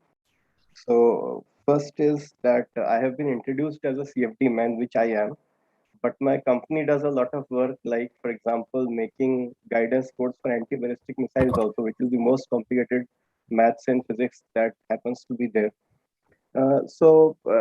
So there is a wide range of experience that we have, and we have been working in this field for 17 years. I think we were the first defense startup in the country which came out of any IIT. So a lot of experience also I have in terms of how this ecosystem works. And I think a part of the agenda that I have today is because there are a lot many youngsters here. I would like to help them to come up and work in defense. That would be good for everybody. So that is that. And I think I'm intelligent. I did not make a very technical presentation because I knew that everything would be said by the time I get the chance. So, and I'll just start the presentation. So 5 minutes it is, sir? Yeah. I'll just Yeah, start. Abhishek, 5 minutes is no problem. Please go ahead. Yes, sir. You can see my screen, sir? Yes, please. Okay, so I'll start the timer because I know that many of you have to go for dinner. I am follow Jain principles, so I have already taken my dinner at 5 o'clock. So, so there are three things that I wanted to cover. One was the threats, something about operations, and the national capabilities. And one question that Sundarajan sir had posed, that we do not have those codes because they are very difficult to write. I think for that I would have some answer. So as usual, first slide is always an anecdote that I want to tell because that is the only thing people remember when they go back home. So this is about a legendary Professor Yashpal, who people who are old enough like me, they would know he used to host a program called Turning Point in Doordarshan. It was a very nice program. So one day a young boy asked him, sir, I am not so intelligent as you. If I could get a brain transplant and I could get your brain, I would like young and also intelligent. So the professor replied, first thing was that, my boy, this is technologically very, very difficult. I mean, it's not possible. There are so many neurons and billions of connections. How do you do that? But the second thing that we said was, good. Even if it is possible, it is not you who would get a younger body, but it is me who would get a younger body. I mean, you will not get a younger brain, but intelligent brain, but I will get a younger body. So what I wish to say from this is, this anecdote is, and for every young person listening, that in the drone, the most important thing is not this fuselage. This people can make now on 3D print. What is important is the electronics behind it, the autopilot, and the source code of that autopilot. If you do not own the source code, you cannot change the mission at your will. You are dependent on somebody else to change that mission. The threats to in the drone industry are, I mean, everybody says transporting weapons and drugs, but I don't feel those are bigger threats. The bigger threats are jugaad, laziness, lack of vision, and obsolescence. Sir, what is happening is, so there are now so many drone companies in India, and everybody's assembling drones and somehow flying it. And with that, what is happening is, I had a meeting at DRDO headquarters, and there was a drone, some challenge was there, and people were confused who is saying correct and who is saying wrong. It has become a big problem in ascertaining who is technologically capable and who is not. And there is a lot of jugaad happening with the drones, which I think is not a good idea. And of course, obsolescence is happening because we have a slower decision-making process and the world moves forward. And of course, enemy capabilities are a big threat, but I think it is our own laziness and time consumption that is a bigger threat. They, of course, are, so this has been said, they are difficult to detect, etc. Now here also, I think there is a difference between ingenuity and jugaad. So for example, why we are now planning to spend a huge amount of money in radars and other stuff, can we not simply think of making a small drone like this, which flies at a height, and because it is only 50 grams, it gets sucked into some other bigger drone, which is carrying the payload. Simple solution. It just destroys a propeller, one or two, and that's a solution which would be cheaper. And then if it does not destroy, it lands. So we are not, we are only wasting electricity in that sense. So what is happening is that either we are in jugaad or we are in a big money spending mode. That ingenuity, I think, is something that we'll need to think about.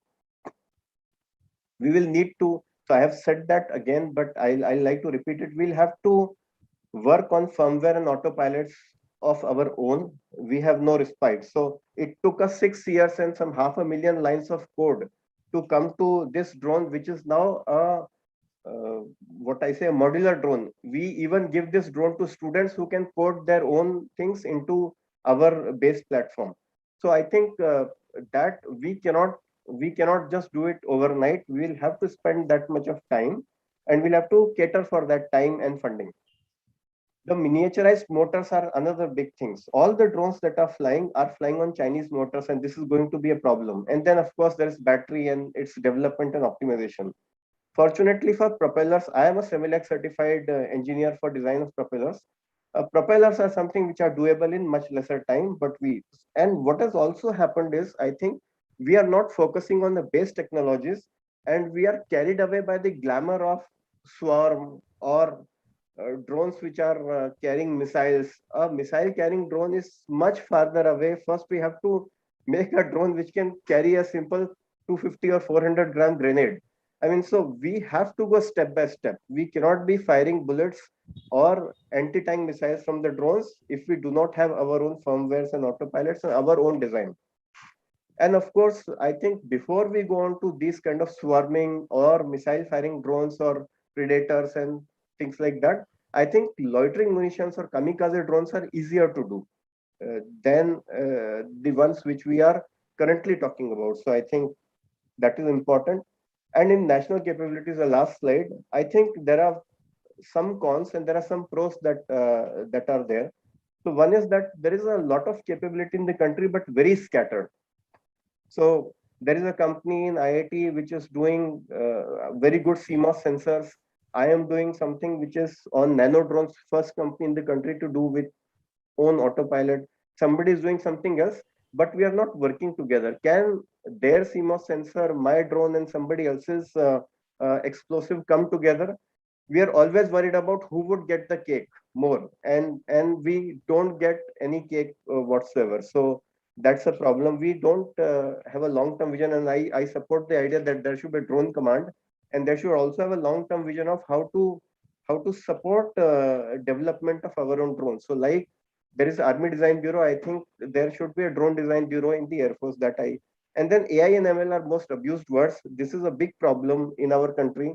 You talk to anybody, a banking employee also, he says, I am now using AI and ML. But what basically he's doing is running somebody else's code and producing some result which he does not understand. You ask him, what is the kind of algorithm you use to make that? And he's completely blank. So I think with AI and ML also, we'll have to do the math ourselves. We need to write those partial differential or whatever equations that are required, or know the algorithm at the base. Then only we'll be able to cull out the algorithm that we want and burn it on a chip. We cannot burn the entire TensorFlow from Google on the chip. But there is a pro also. There is a lot of enthusiastic manpower. I meet people because now I have become chairman of FICCI Defense Technology Task Force, and some people, like really brilliant people, just that they do not have the guidance of people to have focused effort on building something. Fortunately, there are a lot many schemes to fund this kind of enthusiastic manpower. So this problem of funding has been solved. So we need a national UAV roadmap, and I think we have missed a lot of buses in Seekers, in IR Seekers, and things like that. But UAV is a bus which is still there, and I think we should not miss it. And finally, I just wish to say, so this is a video which you can see, and you would see that it works just from the mobile, and you can just leave it and it understands that I have been thrown and it flies. It flies at very constricted spaces, but this is what you can see. What I wish to say is, we in SIDM are now starting a startup forum, and I think there are a lot many intelligent and enthusiastic young entrepreneurs in this audience. It is our duty who have been in industry for 10 plus years or 15 plus years to help them realize their dream. And I would also request them collaborate with people. Just collaborate and let us work together. And I think we all should be willing to help you, and we would be there to help you. Thank you. And these are my contact details if somebody wishes to write to me. Thank you, sir. Excellent, Abhishek. That's really nice, and especially for the young audience and entrepreneurs, this is a fantastic input that you have given us.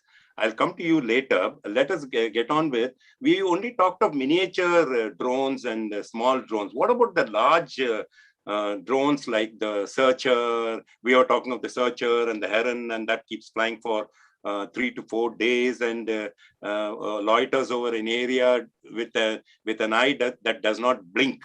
So what about them? Maybe the professor can take on.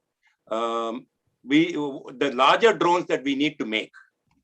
See, we are buying the Predator. The Navy has bought another one, and we are continuing to buy such drones. Sounder. You have to unmute yourself. Correct. So that's a good question, and basically, this is why I started. Of course, Sai brought out that there are two approaches. One, you look from the aircraft angle, and the second thing is you go from the RC tie and go up. These meetings should be there for medium, small, and large drones. So when we talk about large drones, we take the aircraft approach. This is what at least what DRDO has been doing. I wouldn't say DRDO has met with fantastic success, but since there is so much of expertise available in the country from industry now, we can definitely make it happen. But then we'll have to take an approach exactly like designing an aircraft as a drone. In fact, many of the new things are optionally manned aircraft. In fact, you can convert, for example, if you are not sure about MiG-27s, you're not unreliable, they are pretty unreliable, you make one-way drones out of it. The autopilot works beautifully. We have seen pilots ejecting the aircraft landing in Pakistan afterwards. We have seen that. Such wonderful autopilots. All we have to do is put this little bit of avionics, maybe not this costly, but somewhere to meet the one-way missions we can do. But on the other hand, we are looking at searchers, etc. It's very eminently doable in the country, the existing technology, and I'm quite sure the private industry can participate. The main issue was, of course, the certification is an issue. From the beginning, we have been looking at UAVs as not a big issue on certification. The manned aircraft program was always given phenomenal preference, and so of course, when you want to make it high reliability and good certification, you make it heavier and costlier. But these UAVs can be made with lesser, with all the, and we have been following mill standards all the time done by somebody else across the world. We can now form our own. We know what exactly works now, what is the redundancy required, what is the structural margin that we have to give. We can definitely use this. And all these technologies are available with us. Data link, secure data link technology, flight control technology, navigation, and the new things that we are going to look at is smart sensors, especially in the things like radars and also EOIR. Once these two, the DRDO lost out to Searcher, etc., only because of the sensors. They are fantastic sensors, EOIR sensors, SAR sensors, and so we lost it out to them because the user found much more use with them than this, and we had to go back to them for importing those. So a parallel effort is going on in the country, in the labs, for developing these sensors, and hence we will be able to make this. So it's a very important thing to start from the top also. That's it. Thank you.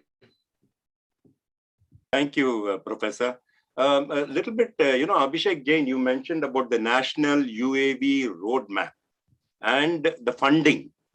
What lines are you thinking?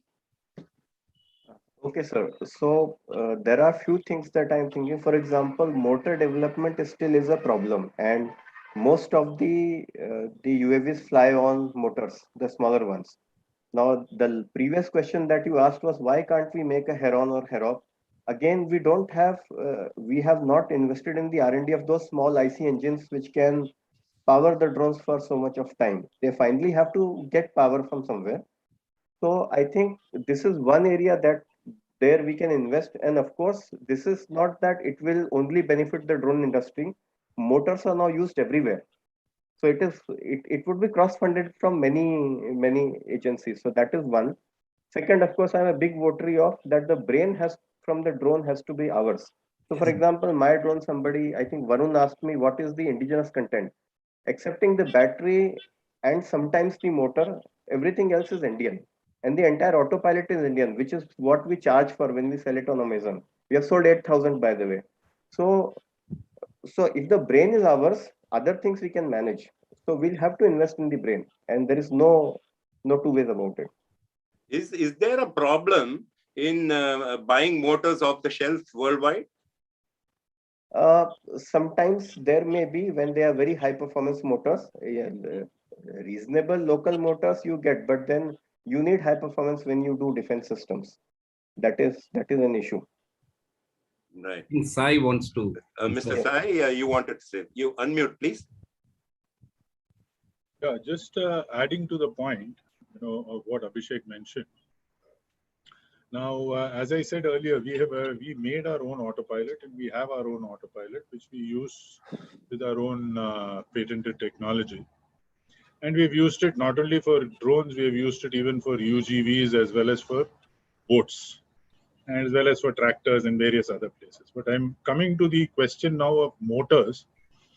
Now, I think there needs to be, as Abhishek rightly said, that the battery, the motors are something that we need to look at making in India. But I think from an overall perspective today, I think following the what the Ministry of Electronics has done in terms of indigenization of make in India for phones, make in India for laptops, make in India for the consumer durables, and these kind of products. They have been having these, the incentive schemes for making it in India, and they have been, they've been adding duties to those products that come in as full systems. Now, one of the biggest advantages, and one of the drone industry is and will be a beneficiary of those schemes, is the fact that the electronic supply chain has shifted from complete system to component level.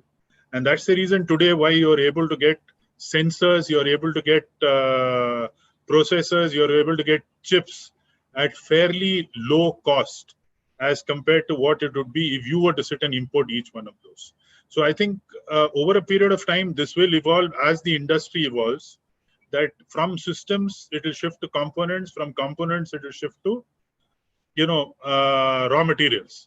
But the supply chain has to shift based on the demand that comes in from the industry. So there has to be an industry to be able to absorb the supply chain as it shifts. So I think one of the key factors is building national capabilities and building the industry, and then automatically the rest of the things will fall into place. Thank you, Mr. Sai. Suresh? Yes, sir, Suresh, you will have to unmute. Yeah, two quick points. One is regarding this. It's all very fine when you import components and things like that. One of the major issues as a user, you please take it on board, and probably Augustine and David will vouch for it, is product support later. It's all very fine inducting systems, but be it a sensor, be it a motor, be it a rotax engine, whatever you want to call it, product support is a big issue as far as our systems ecosystem is concerned. Another point I just wanted to ask is, Professor Soundarajan and Abhishek have come out with very, very valid points. And that is what actually makes us users a little apprehensive about most things. One point regarding, sir, Vatasa, you asked about the UAVs, large size, let us say Predators, Global Hawks. We have actually used it only in benign environments. Whatever. I mean, it looks very nice on videos, and it goes and hits a target and all that. But what is the counter? I mean, was it a hostile environment in which it was used? We have lost. India has lost, IAF has lost, Army has lost UAVs in a hostile environment. So frankly, what are we really talking about? So there is where we come to actually the point of Professor Soundararajan brought. It's a one-way, and Abhishek also mentioned about it. It is better to actually invest in one-way systems. One-way systems, I'll repeat, survivability, range, precision, effect.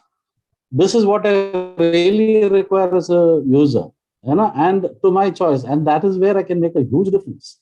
If you want to talk about Balakot, what Bhatta sir talked about, or any other thing. Today, space, we have LEOs. China is far ahead. Revisit times are just about 19 minutes or 17 minutes. But we don't have that kind of a capability. But we still can, tackle targets and give a message. And offense is good. But the major problem is we cannot pinpoint who the author of a particular attack is. So be it Mumbai or be it even Jammu. Frankly, we don't know. There's nothing left.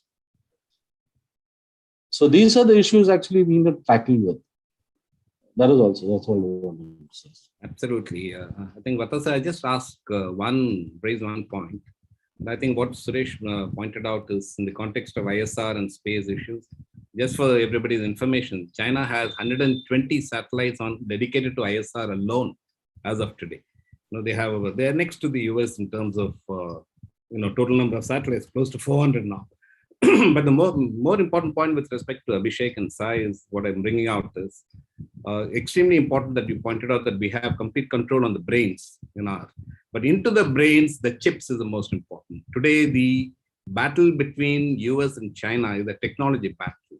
And the Americans are tightening the screws on Chinese now because the semiconductor chips dependency of Chinese on the American and European majors is 80%.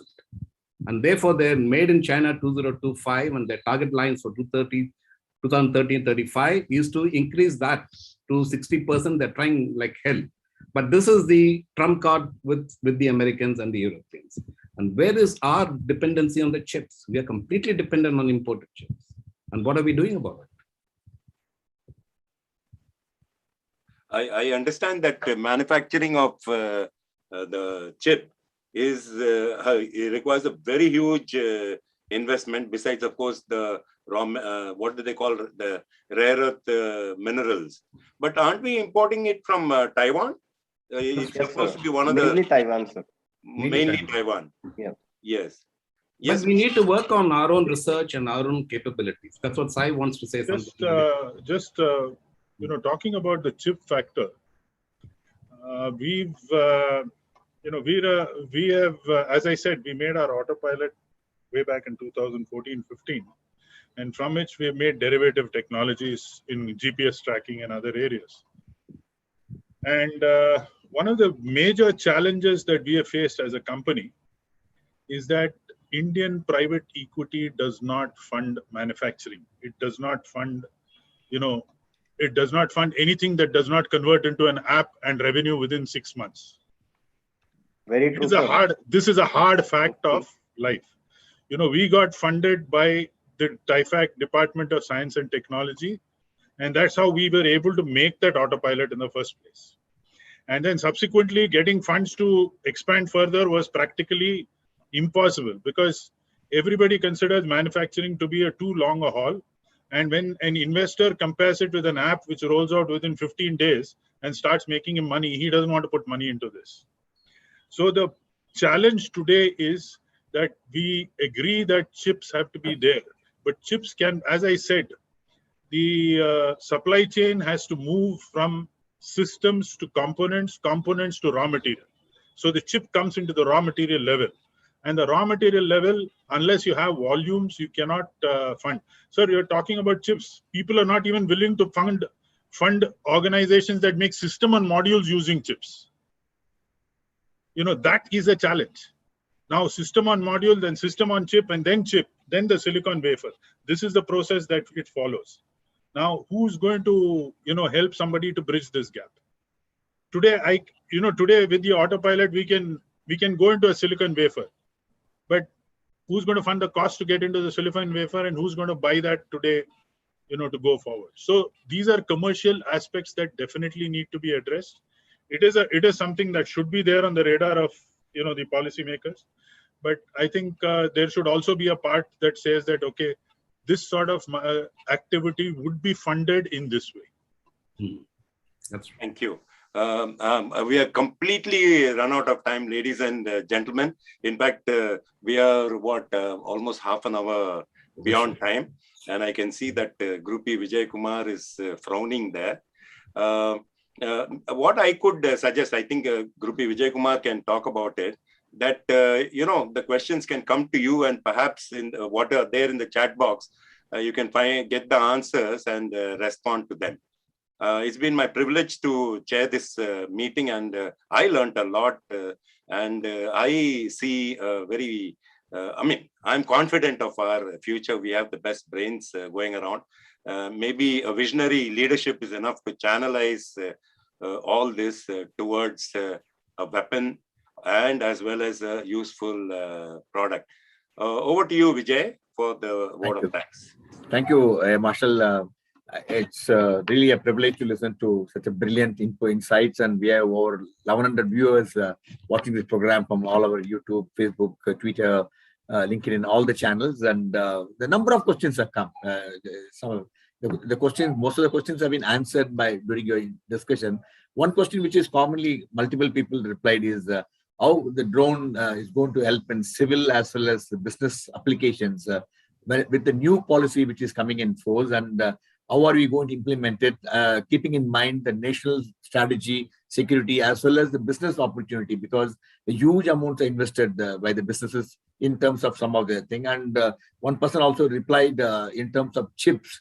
I think yesterday or day before yesterday, the Tata's chairman has come up in a big way to invest a huge amount in chips manufacturing in India. So things are happening. And as you said, long way to go ahead. And thanks to each one of you, sir, for joining us this evening. And especially thanks to Mr. Peter Rimmel for joining us from Germany and stayed all through to listen to us. And thanks to Marshall Matheshwaran for facilitating this session. It's a brilliant, outstanding. I think we need a full day conclave, I'll assure you. When the things really improve, we'll organize a full day conclave at the Indian Management Center. Yes, so that the think tank can really think, and we'll also get the corporate investors to come and address our concern why they are not able to come forward and do that. And thank you, Professor Soundararajan, Marshall Varthaman, sir. As usual, you have been brilliant and bringing the best into the panelists. That's very, very important. Abhishek Singh, excellent. We'll try to get you over to speak more about the opportunity, what you really mentioned. Marshal Suresh, sir, thank you so much. And Mr. Sai Pattabhiraman and Captain Agustin Vinod, and also Captain David Devasagayam. It's a bouquet of brilliant mind in the field, which shared so much of interesting insights, which I'm quite sure only 1,100 people watched live, and over a couple of thousand, over 10,000-15,000 people watch in YouTube over the next few days. Thanks so much. I apologize to all the viewers who sent so many questions. Unfortunately, I thought one way sharing the knowledge is very, very important. Yes, question can be addressed. As Marshal Varthaman said, you send it to us. We'll be more than happy to pass it on to the respective speakers, and their response will be shared with you. Thanks so much. Thank you also, Pankaj, for facilitating this to do this. And sir, I think Mr. Peter wishes to speak something. I think. Please go ahead, sir. Peter? Mr. Peter. Yes. Peter, you want to say something? I was asked before to clarify a misunderstanding, and I'll do. Germany has not abolished the drones as it may have appeared. What happened is that the DHL, what is a daughter company of the German Postal Services, has, let's use the word, abolished its program of developing a drone for delivering packets. They have tested it between North Sea Island and the continental part of Germany. They have tested it similar like the Uganda sample was mentioned for delivering medicines in Tanzania, but they have now abolished that program. Of course, the sky is full of drones, not in the moment when I'm looking, but otherwise it is. And there, of course, is a need for regulating it the more you have. So up to 5 kilos, you can buy it free, no problem. 5 to 25 kilos, you need a permission. Above 25 kilos, it is not permitted. So that is basically the framework, and then that will apply to all of Europe because the EU is regulating that. And this is the civilian use. So of course, it doesn't say anything about military drones in all things. So as a result, Germany is not abolishing the drones. It is just, as far as the civilian sector is concerned, trying to regulate the usage and in which areas you can fly them and where not, and so on. But a crowded area like some big cities in India, that need is there too. Thank you. Thank you, Peter, for the clarification. Thank you. Thank you, Mr. Peter, and thanks to Chief Marshal Anup Raha. Sir, your presence has added tremendous value to the program. We are indeed grateful to you. You got any comment? You want to ask any questions, sir? Chief? No, I'm very glad that I've attended this session with you all. Very nice to see my seniors and colleagues there on this panel. I think very beautiful discussion and very relevant. I'm sure there's a lot to learn from this, and maybe the policymakers could be influenced. Maybe the service headquarters should take it up. Thank you. Thank you very much. All the best. Thank you. Thank you so much, sir. Thank you. As a token of our appreciation, this is what we do when we are separated by the pandemic. On your behalf, MMA and all of us, the Peninsula Foundation, Conduct, would like to present 1,000 masks to the people, all the people, and we also give black. And we also do that. We go around the people in Chennai, especially area which really requires we do vaccination. We give a lot of stuff what we give to the people who are not able to get the job done. And also we teach them and make sure that everybody wears the mask. Still 100% vaccination is done, we could do. And the area surrounding our area, we really could vaccinate almost 100%. We continue to do that. Thanks so much. I thought in a small way we can contribute ourselves to making sure that our people, not only us, people around us live peacefully. Thanks to each one of you. Stay safe, stay healthy, and we look forward to seeing you soon at MMA and its activities. Bye-bye. Good night. And thank you, Vijay. Vata sir, thank you. Sue, thank you. Thank you so much. Thank you, sir. Peter, thanks a lot. Thank you so much, sir. And Gusty, Sai, Abhishek, and Sounder, thank you so much for being there today. Thank you very much, sir. Thank you. Well, sir, thank you for being here. Thank you so much. Thank you. Thank you, Air Marshal Matheswaran, for giving us a chance to talk. It was very interesting. And as you rightly pointed out, let's have a conclave. Thank you. Yeah, absolutely. I'm all in for it, sir. Great. Thank We'll you. plan that. We'll plan that. Yeah. Thank you, sir. Thank you, Sue. Thank you. Thank you. Good day, sir. Thank you all. Bye. Good night, sir. Bye-bye.